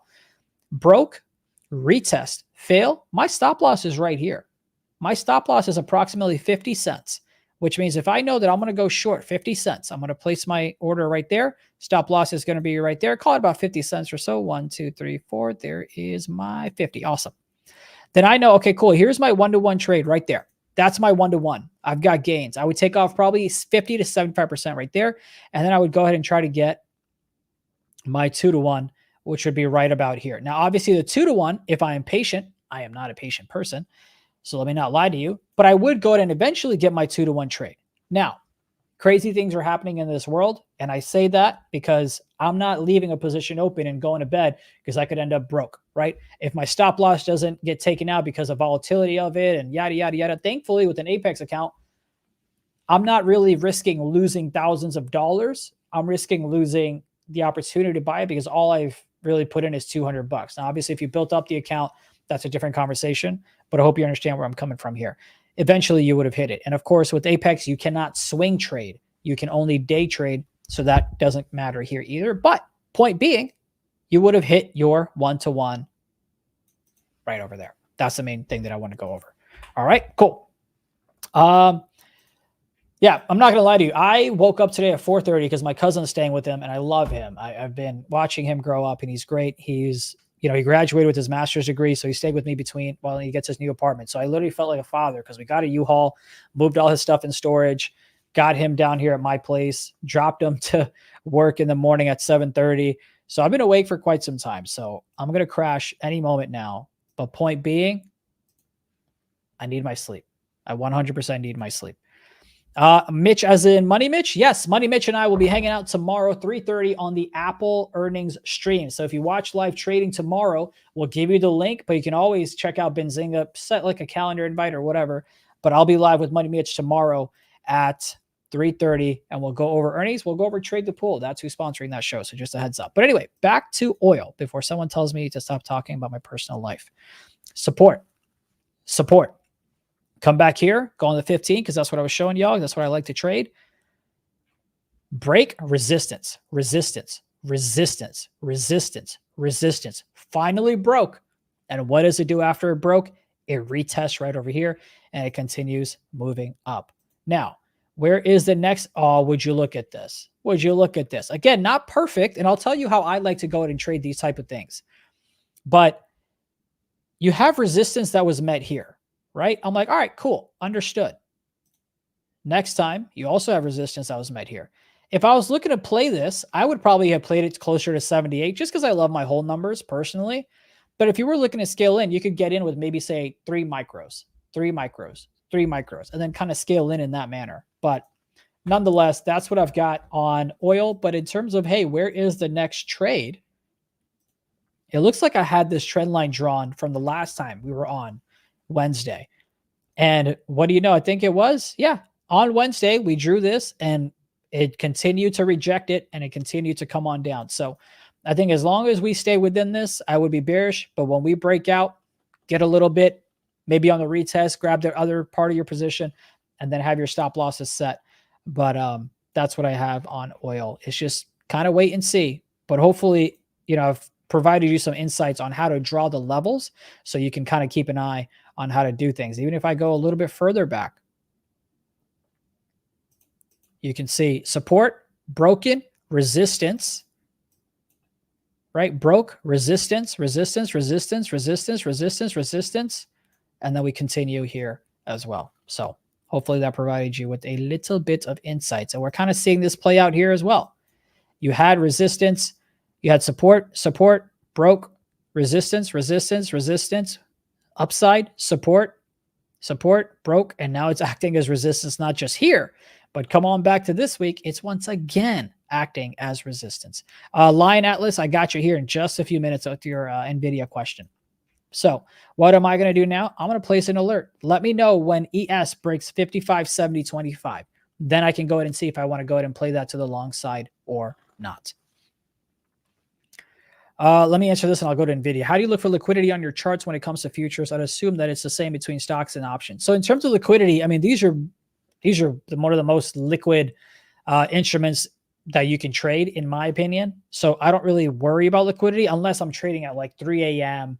and the market's closed and yada, yada, you know, in terms of like it's a holiday, but the futures are open, the stock market's closed, blah, blah, blah. I don't really worry about liquidity. And also, no matter how baller I think I am, I'm also not trading that many contracts. So I never really worry about liquidity at all. All right, NVIDIA. What do you think about leap options on NVIDIA? Well, it depends on how far out you're going, right? Like, is it a year, 2 years, yada, yada, yada. I also am not the biggest fan of leaps when we've already had such a nice run up. But of course, we've also had such a nice pullback, right? We pulled back about 27%. Now, based on these levels, we've pulled back approximately 18% or so. If I was to play the leaps, I would go ahead and do like a call spread. So I would go ahead and buy, like, you know, maybe say the 130s or the 150s and sell the 175, give or take. That's the way that I would go ahead and handle this. 6 months. 6 months, you try to capture at least 2 earnings. So you capture the earnings that's coming up here at the end of the month in August, and you try to capture another one there as well. But again, I would do it in terms of a call spread, me personally, especially because I assume they're going to be expensive, you know, and especially when AMD just had such a nice ripper. It's up 6%. NVIDIA says, watch this. It's up almost double that in terms of 12%. So those are my thoughts. And of course, lo behold, look, here it's popping up and there's a reason that support and resistance is so important, no matter what you're trading. Support, support, support, broke, resistance, resistance, resistance, resistance, resistance, possibly resistance again. Once we break this 317, then I think you might be able to get an earnings run up play for August. But of course, the market has to participate along with you to the upside. And of course, at the moment, we're taking a little breather, trying to get back. I mean, look at this run. We've had such a nice run. A pullback was expected a little bit. Does not mean it's the end of the world. Oh, did this fill the gap? Oh, I think it almost filled the gap. Yep. Almost filled the gap. All right. Yeah, you've got my boy Powell speaking later on as well. So, you know, let's see what the market does when Powell comes on. We will be streaming that, by the way.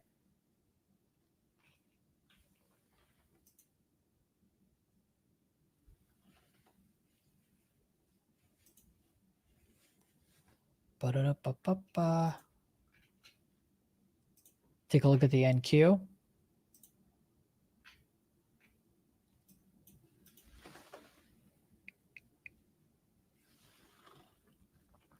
You've got support, support, support.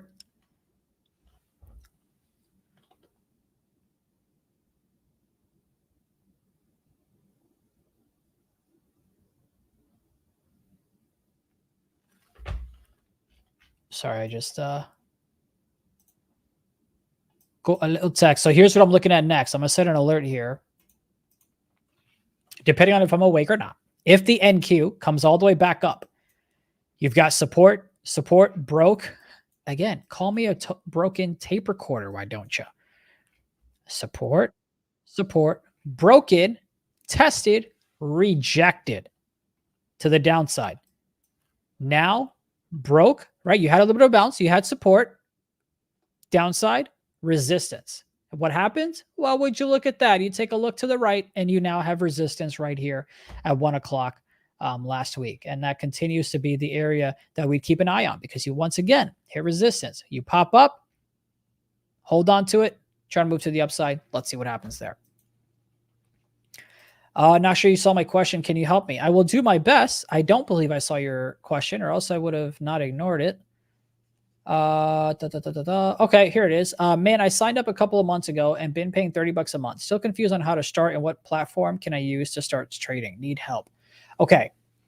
What I can tell you is how I mean, again, I don't know what exact account you got and what you've been paying, but if you don't know what you're paying for, cancel it. First off, cancel it. And here's what I typically do. I will pay for this $50,000 one. Matter of fact, I'll do it right now with y'all. You ready? Okay. Well, I don't want to share my credit card stuff. So give me a second. I'm going to get this one right here in front of y'all. This $50,000 one. Just, you can look at my pretty face for a moment. Sign in. There's that. Evals.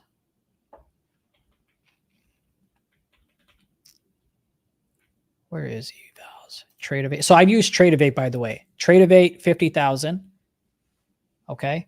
So just so you know, I'm in my, here, I can share the screen. Make sure there's no credit card information. I should be good. Yeah, I think I'm okay. Hopefully. Right. So I'm on the $50,000 Trade-Avate eval. I'm going to put in my credit card. You see how it says 187? Well, I'm going to use the coupon code FEVER. And I'm going to put my, credit card information in. Yep. I agree. I agree. I agree. I agree. Okay. Sounds good. I'm going to stop sharing my screen just in case it has my credit card information saved. Hit next.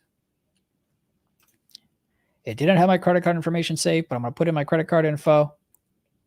It is $37.40. I'm going to hit pay. They don't accept Amex, so I need to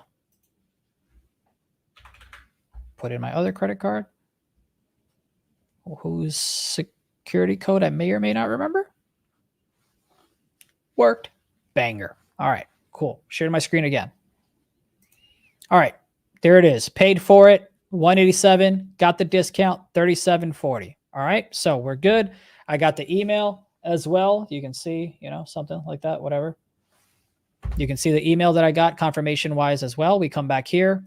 I'm sure in a moment I'll get another email that says, hey, your account is set up, and it'll pop up as an Apex account. Let me just refresh real quick and see if it did it.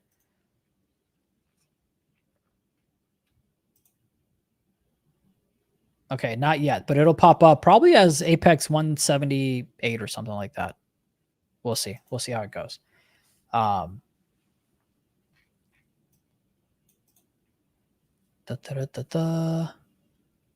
Cool. And then, then I just use, you can use Trade-Avate to sign, to trade, or you can go ahead and just do it on, you can sign in with your Trade-Avate account on TradingView is what I do.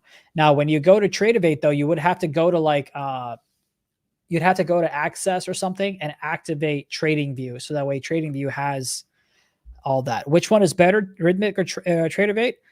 I'm not sure because I've never done Rhythmic. I've just done Trade-Avate because it helps me sync it with my TradingView. So I unfortunately don't have the answer for you. Can you use TD Ameritrade? No, sir. All right, coming back here. Let me make sure all right, cool. I got the email that it says my account is set up. Hit refresh on this bad boy. Bring it back up. You've got this. And what do you know? There it is. So there's my account, $50,000 worth. But again, do not see it as $50,000. See it as a $2,500 drawdown for an eval. And we go here. So we will put a trade on now. Maybe on the NQ. I don't know what to do here. Let me see.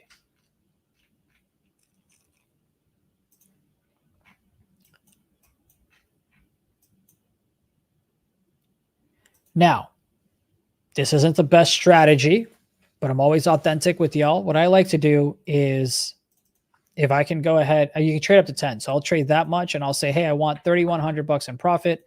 stop loss 2,500, right? It is not the best way. That's actually a little too close, but my trade is on. If I fail this eval, you're losing out on $37.50. So just a heads up. And of course, in about 9 minutes, we will have a conversation with Ted Murphy, who's the CEO of IZEA Worldwide. A lot of cool things happening, especially in the marketing space, especially in the creator economy world that we live in. So we're going to talk to them about some of the moves that they're making with a share buyback, the acquisition, and a lot of different things that are happening within the company. All good news to kind of talk about. And of course, what's ahead as we look forward to ending out 2024 in about 5 months or so. All you need is yes, I use a web-based. That's correct. I do not download anything. Now, I think you can, and can do a lot of other stuff. No, I use a web-based platform. I am on Google Chrome utilizing this. Perfect. There you go. Thank you, Amanda. Always appreciate the insight. Yeah, Gene, make sure, or Jenny, hope if I pronounced that correctly. Not sure, but make sure you cancel the Rhythmic one. I don't want you to pay for something that you're not using. That's not helpful to anybody. Okay, so we've got our trade set up here. I think this is actually a little too much in size. I'm not sure how I like it. Let me do this. I'm going to move this a little bit closer to here. Move my profit targets to about here.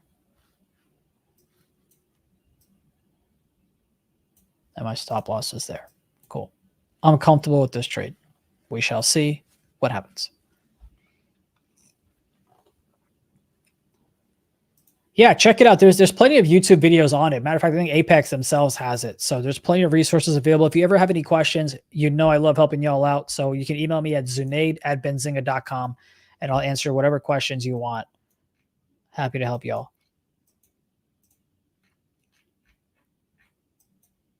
As we do enter lunch hour in the markets, things are kind of slowing down. But you had AMD dropped a little bit, then popped right back up. Thank you, producer AT. I appreciate it. I should put producer AT's email address in case you guys just wanted to send him random memes, but then he'd get mad at me and he'd sign me up for random things as well.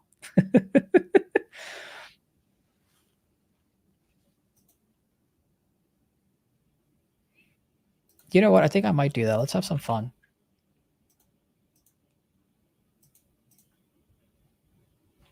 What do you think, Aaron? Should we give your email address or Aaron Bree's email address? Aaron Bree's email address? Okay. Why don't you guys show some love to Aaron Bree? He wakes up every morning for y'all in pre-market prep. Here's his email address. Send him your best memes, your best knock-knock jokes. Tell him Aaron Thomas sent you in the subject line. There you go. I used to sign people up for hair. Well, if you sign me up, I'd actually be interested. I used to have such nice, luscious, thick hair. Then I got older, and then I went on dates with something called the responsibilities, and I've just been thinning my hair ever since. All right. Has our trade come close to being activated here? It has not. And that's another thing is you kind of want to be patient, right? Because you're kind of in no man's land, in my opinion, just like you were over here, where it's a no trade zone. So anything kind of here is a no trade zone. And the reason that I have it not all the way up or all the way down is because I might want to take a short play, right? So if I saw this and if I was awake or not, I mean, I was awake, but if I was not in meetings and stuff, I would have probably taken this short. But the more times you're knocking on that level, in my opinion, the more likely you are to knock it down because more ask orders are being chewed up. And therefore, the level 2 is getting eaten up on the ask. And you can get it a higher bid up there. Opposite theory, of course, when you're near support. So to me, we're kind of in that no man's land. I got you, AT. We can put that on the content tracker and create something. I think they have one, but we can definitely do something with our own edits. That's a good idea. And now everyone thinks I'm talking to a ghost. I'm not. Producer AT is slacking me and I'm responding via voice. Okay. All right, we've got about 5 minutes and then we'll move on to our exclusive interview here with Ted. But one more time, taking a look at NVIDIA, you've got support, resistance, possible resistance. We don't know. Let's see how it goes. How's it going, Elon? Elon, are you still holding your Robinhood calls? Because your boy is getting a little nervous. I'm not going to lie. My calls are all the way out to, or I think you might have sold, Elon. But my calls are all the way out to January, so I'm okay. But, I mean, I'm not okay. I'm still, you know. Let me actually check what they're worth.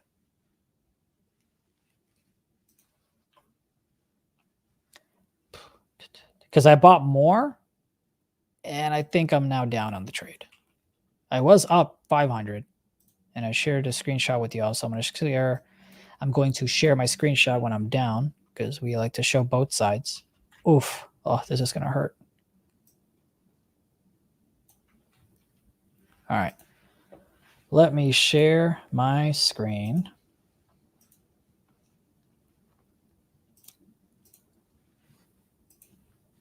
And this, ladies and gentlemen, is why we say you should take profits and why I should listen to my own advice. So these are the contracts I have. It's Robinhood, $20 calls expiring January 17th of 2025.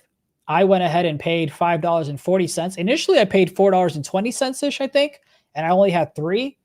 But then as the stock was going up, I don't know, something happened and I bought more.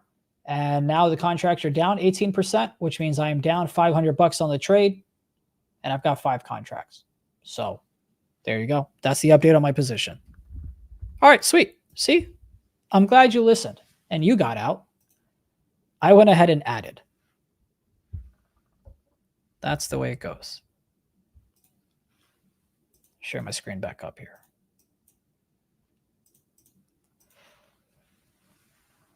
Yep, I got you, pal. Yeah, you can see my target was $25, right? My target was 20. Thank you. I appreciate it. My target was $25. The stock went to $24.88 on July 17th.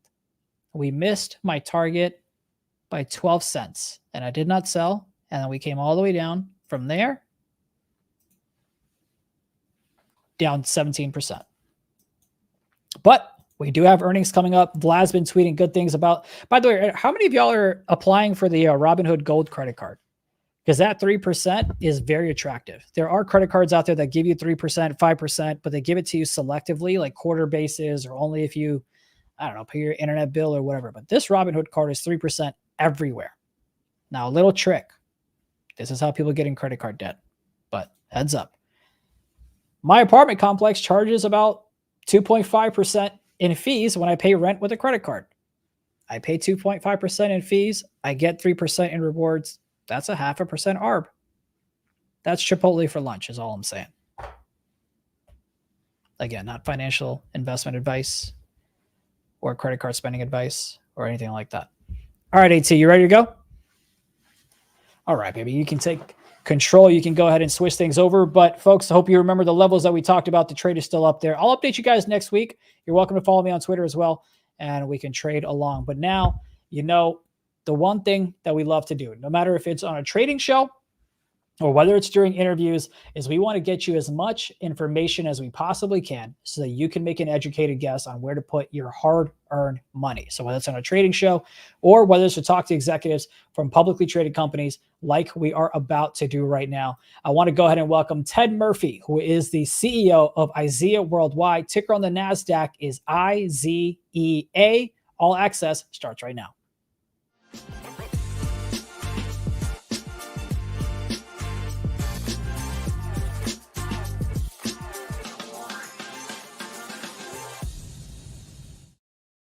Good morning, Ted. How are you? I'm doing great. How are you? I'm doing well. I hope you enjoyed my credit card arbitrage little, trick there.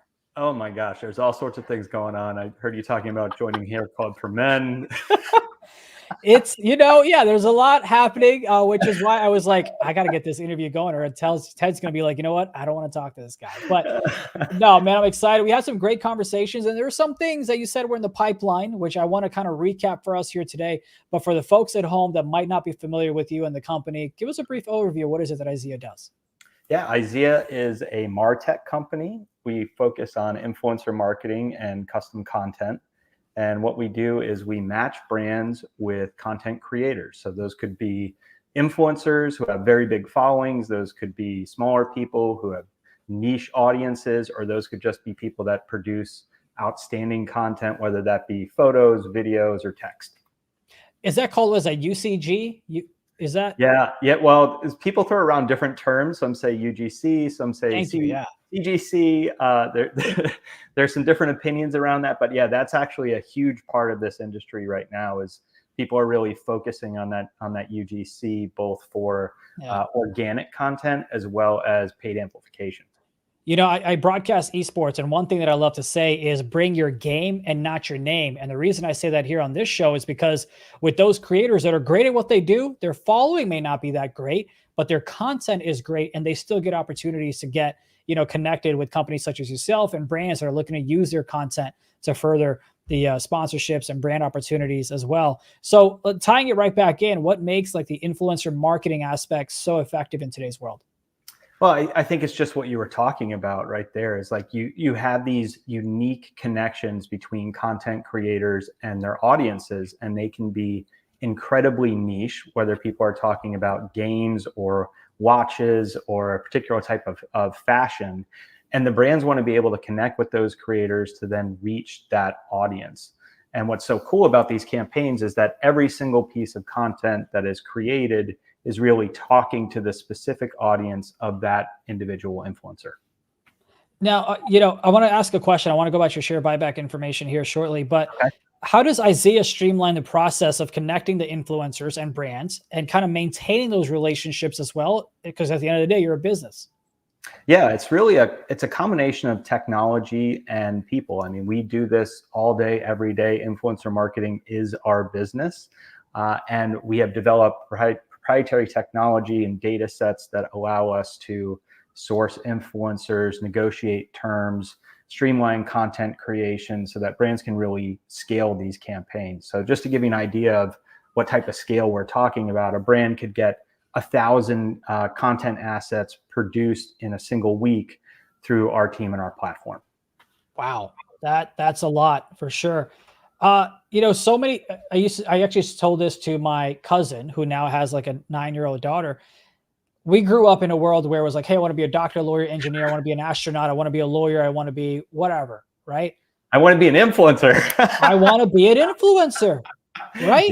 Yeah. It's insane how that's the world that we're going with. And Kai Cenat is one of the ones that I know is quite popular. He's always on my timeline. He's now possibly going to work with Kevin Hart in a movie. So there's so many individuals. I think the stat somewhere I saw was over half of working age people say that they would quit their jobs immediately to become an influencer.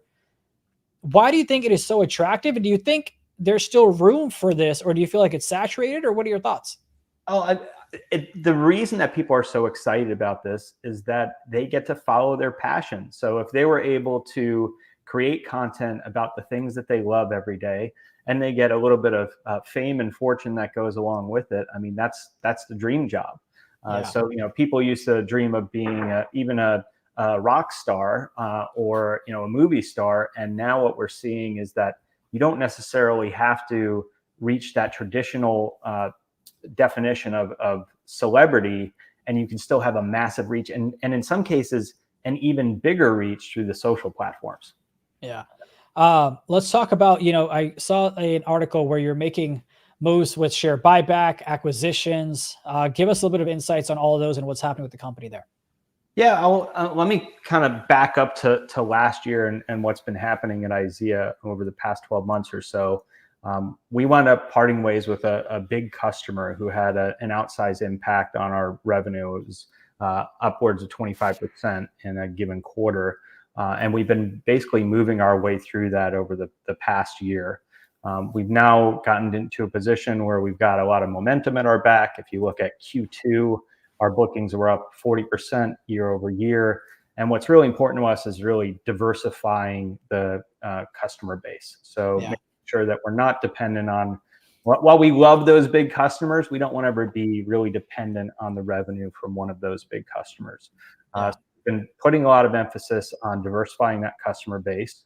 Part of that is, a big part of that is organic.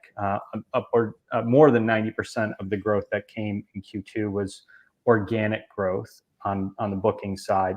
But we're also looking at acquisitions, and those acquisitions are focused on two different things. One, being able to expand our service offerings into different niches, and two, being able to expand geographically. So we recently did two different acquisitions. One was in the talent management space, and that was through our acquisition of 26 Talent that happened last month. And then we just did another acquisition that just closed last week. That was the Ryman Agency, and they're focused on talent and facilitating these connections, typically with higher end celebrities and sports talent, but that's in the US. Well, I mean, if there's any way to kind of show a vote of confidence, it's to have a share buyback program, because you're saying, hey, we believe we're not priced the way that we should be, and we believe in the future growth of this company. And so far, it does look like things have been kind of working out.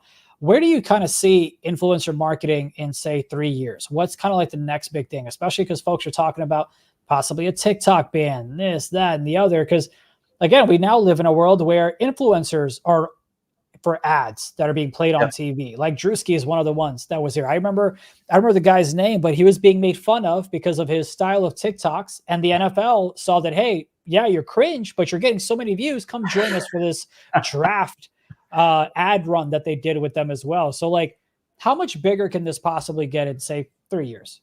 I don't think that we are slowing down in any way, shape, or form. I mean, I can't predict what's going to happen with TikTok. I surely hope that they are not banned. But we also know that as platforms have come and gone in our space, I mean, when you think about it, we started with MySpace, right? So we have seen a tremendous amount of change in this industry. What we know is that the influencers are going to always find a new home. And so whether that means those creators migrate to YouTube Shorts or to Instagram Reels or to some other platform, if that happens to TikTok, which again, we don't hope that happens. Right. The creators are always going to find a platform for their voice. I mean, I know on our end, we have a strategy for TikTok. We have a strategy for Shorts. We have a strategy for Reels, right? So we always are looking for, hey, what's working best in different types of areas. My producer friend, he actually watches YouTube Shorts on his desktop, which I think is the weirdest.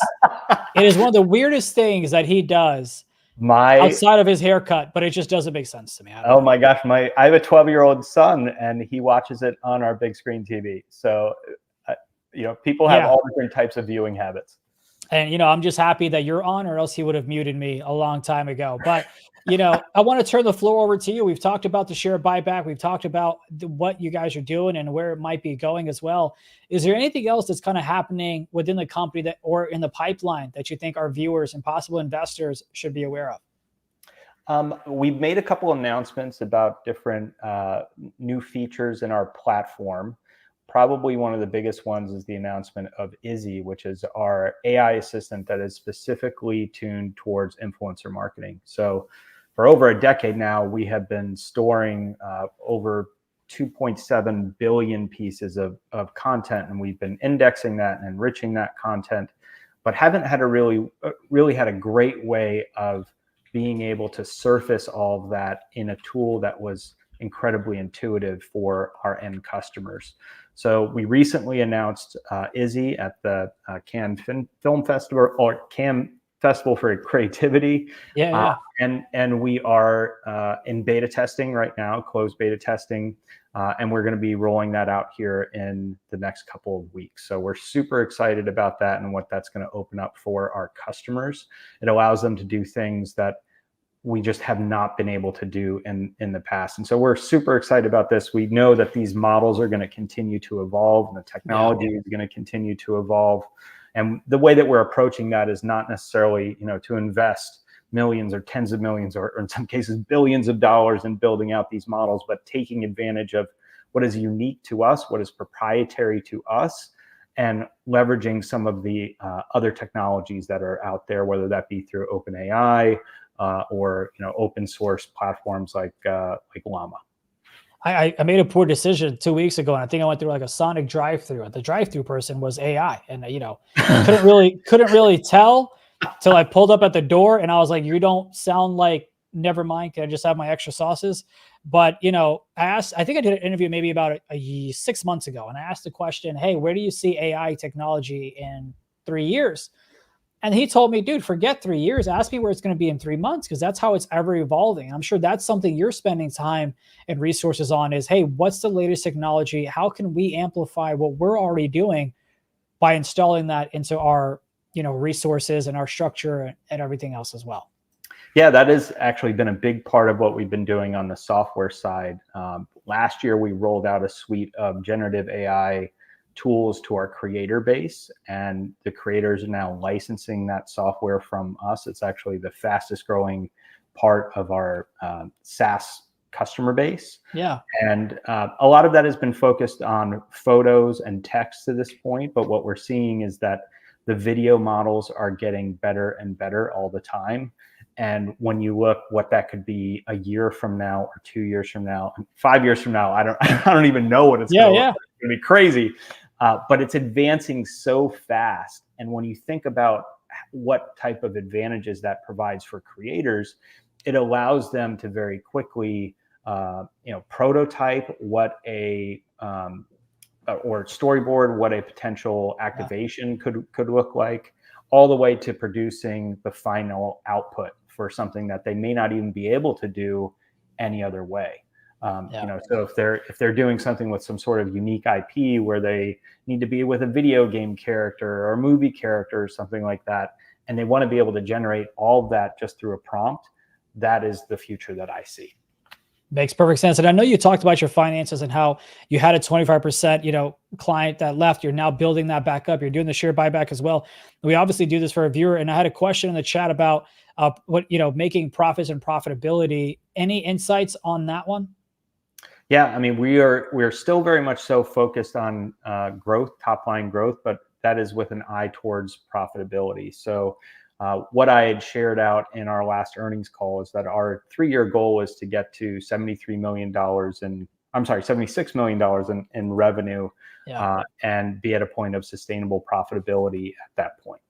Awesome. Well, I'll tell you what, I'll have my people reach out to your people. Maybe I can get on the platform. I don't have people. It's just me. So I'll connect with you after the show. But Ted, always a pleasure, man. Thank you so much for hopping on today.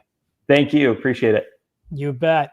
That is Ted Murphy, who is the CEO of IZEA Worldwide. Ticker on the NASDAQ is IZEA. And of course, chat, we appreciate your questions, and we hope you got some good insights so you can make an educated decision on your hard-earned money and where to invest it. And as always, we thank you for watching All Access.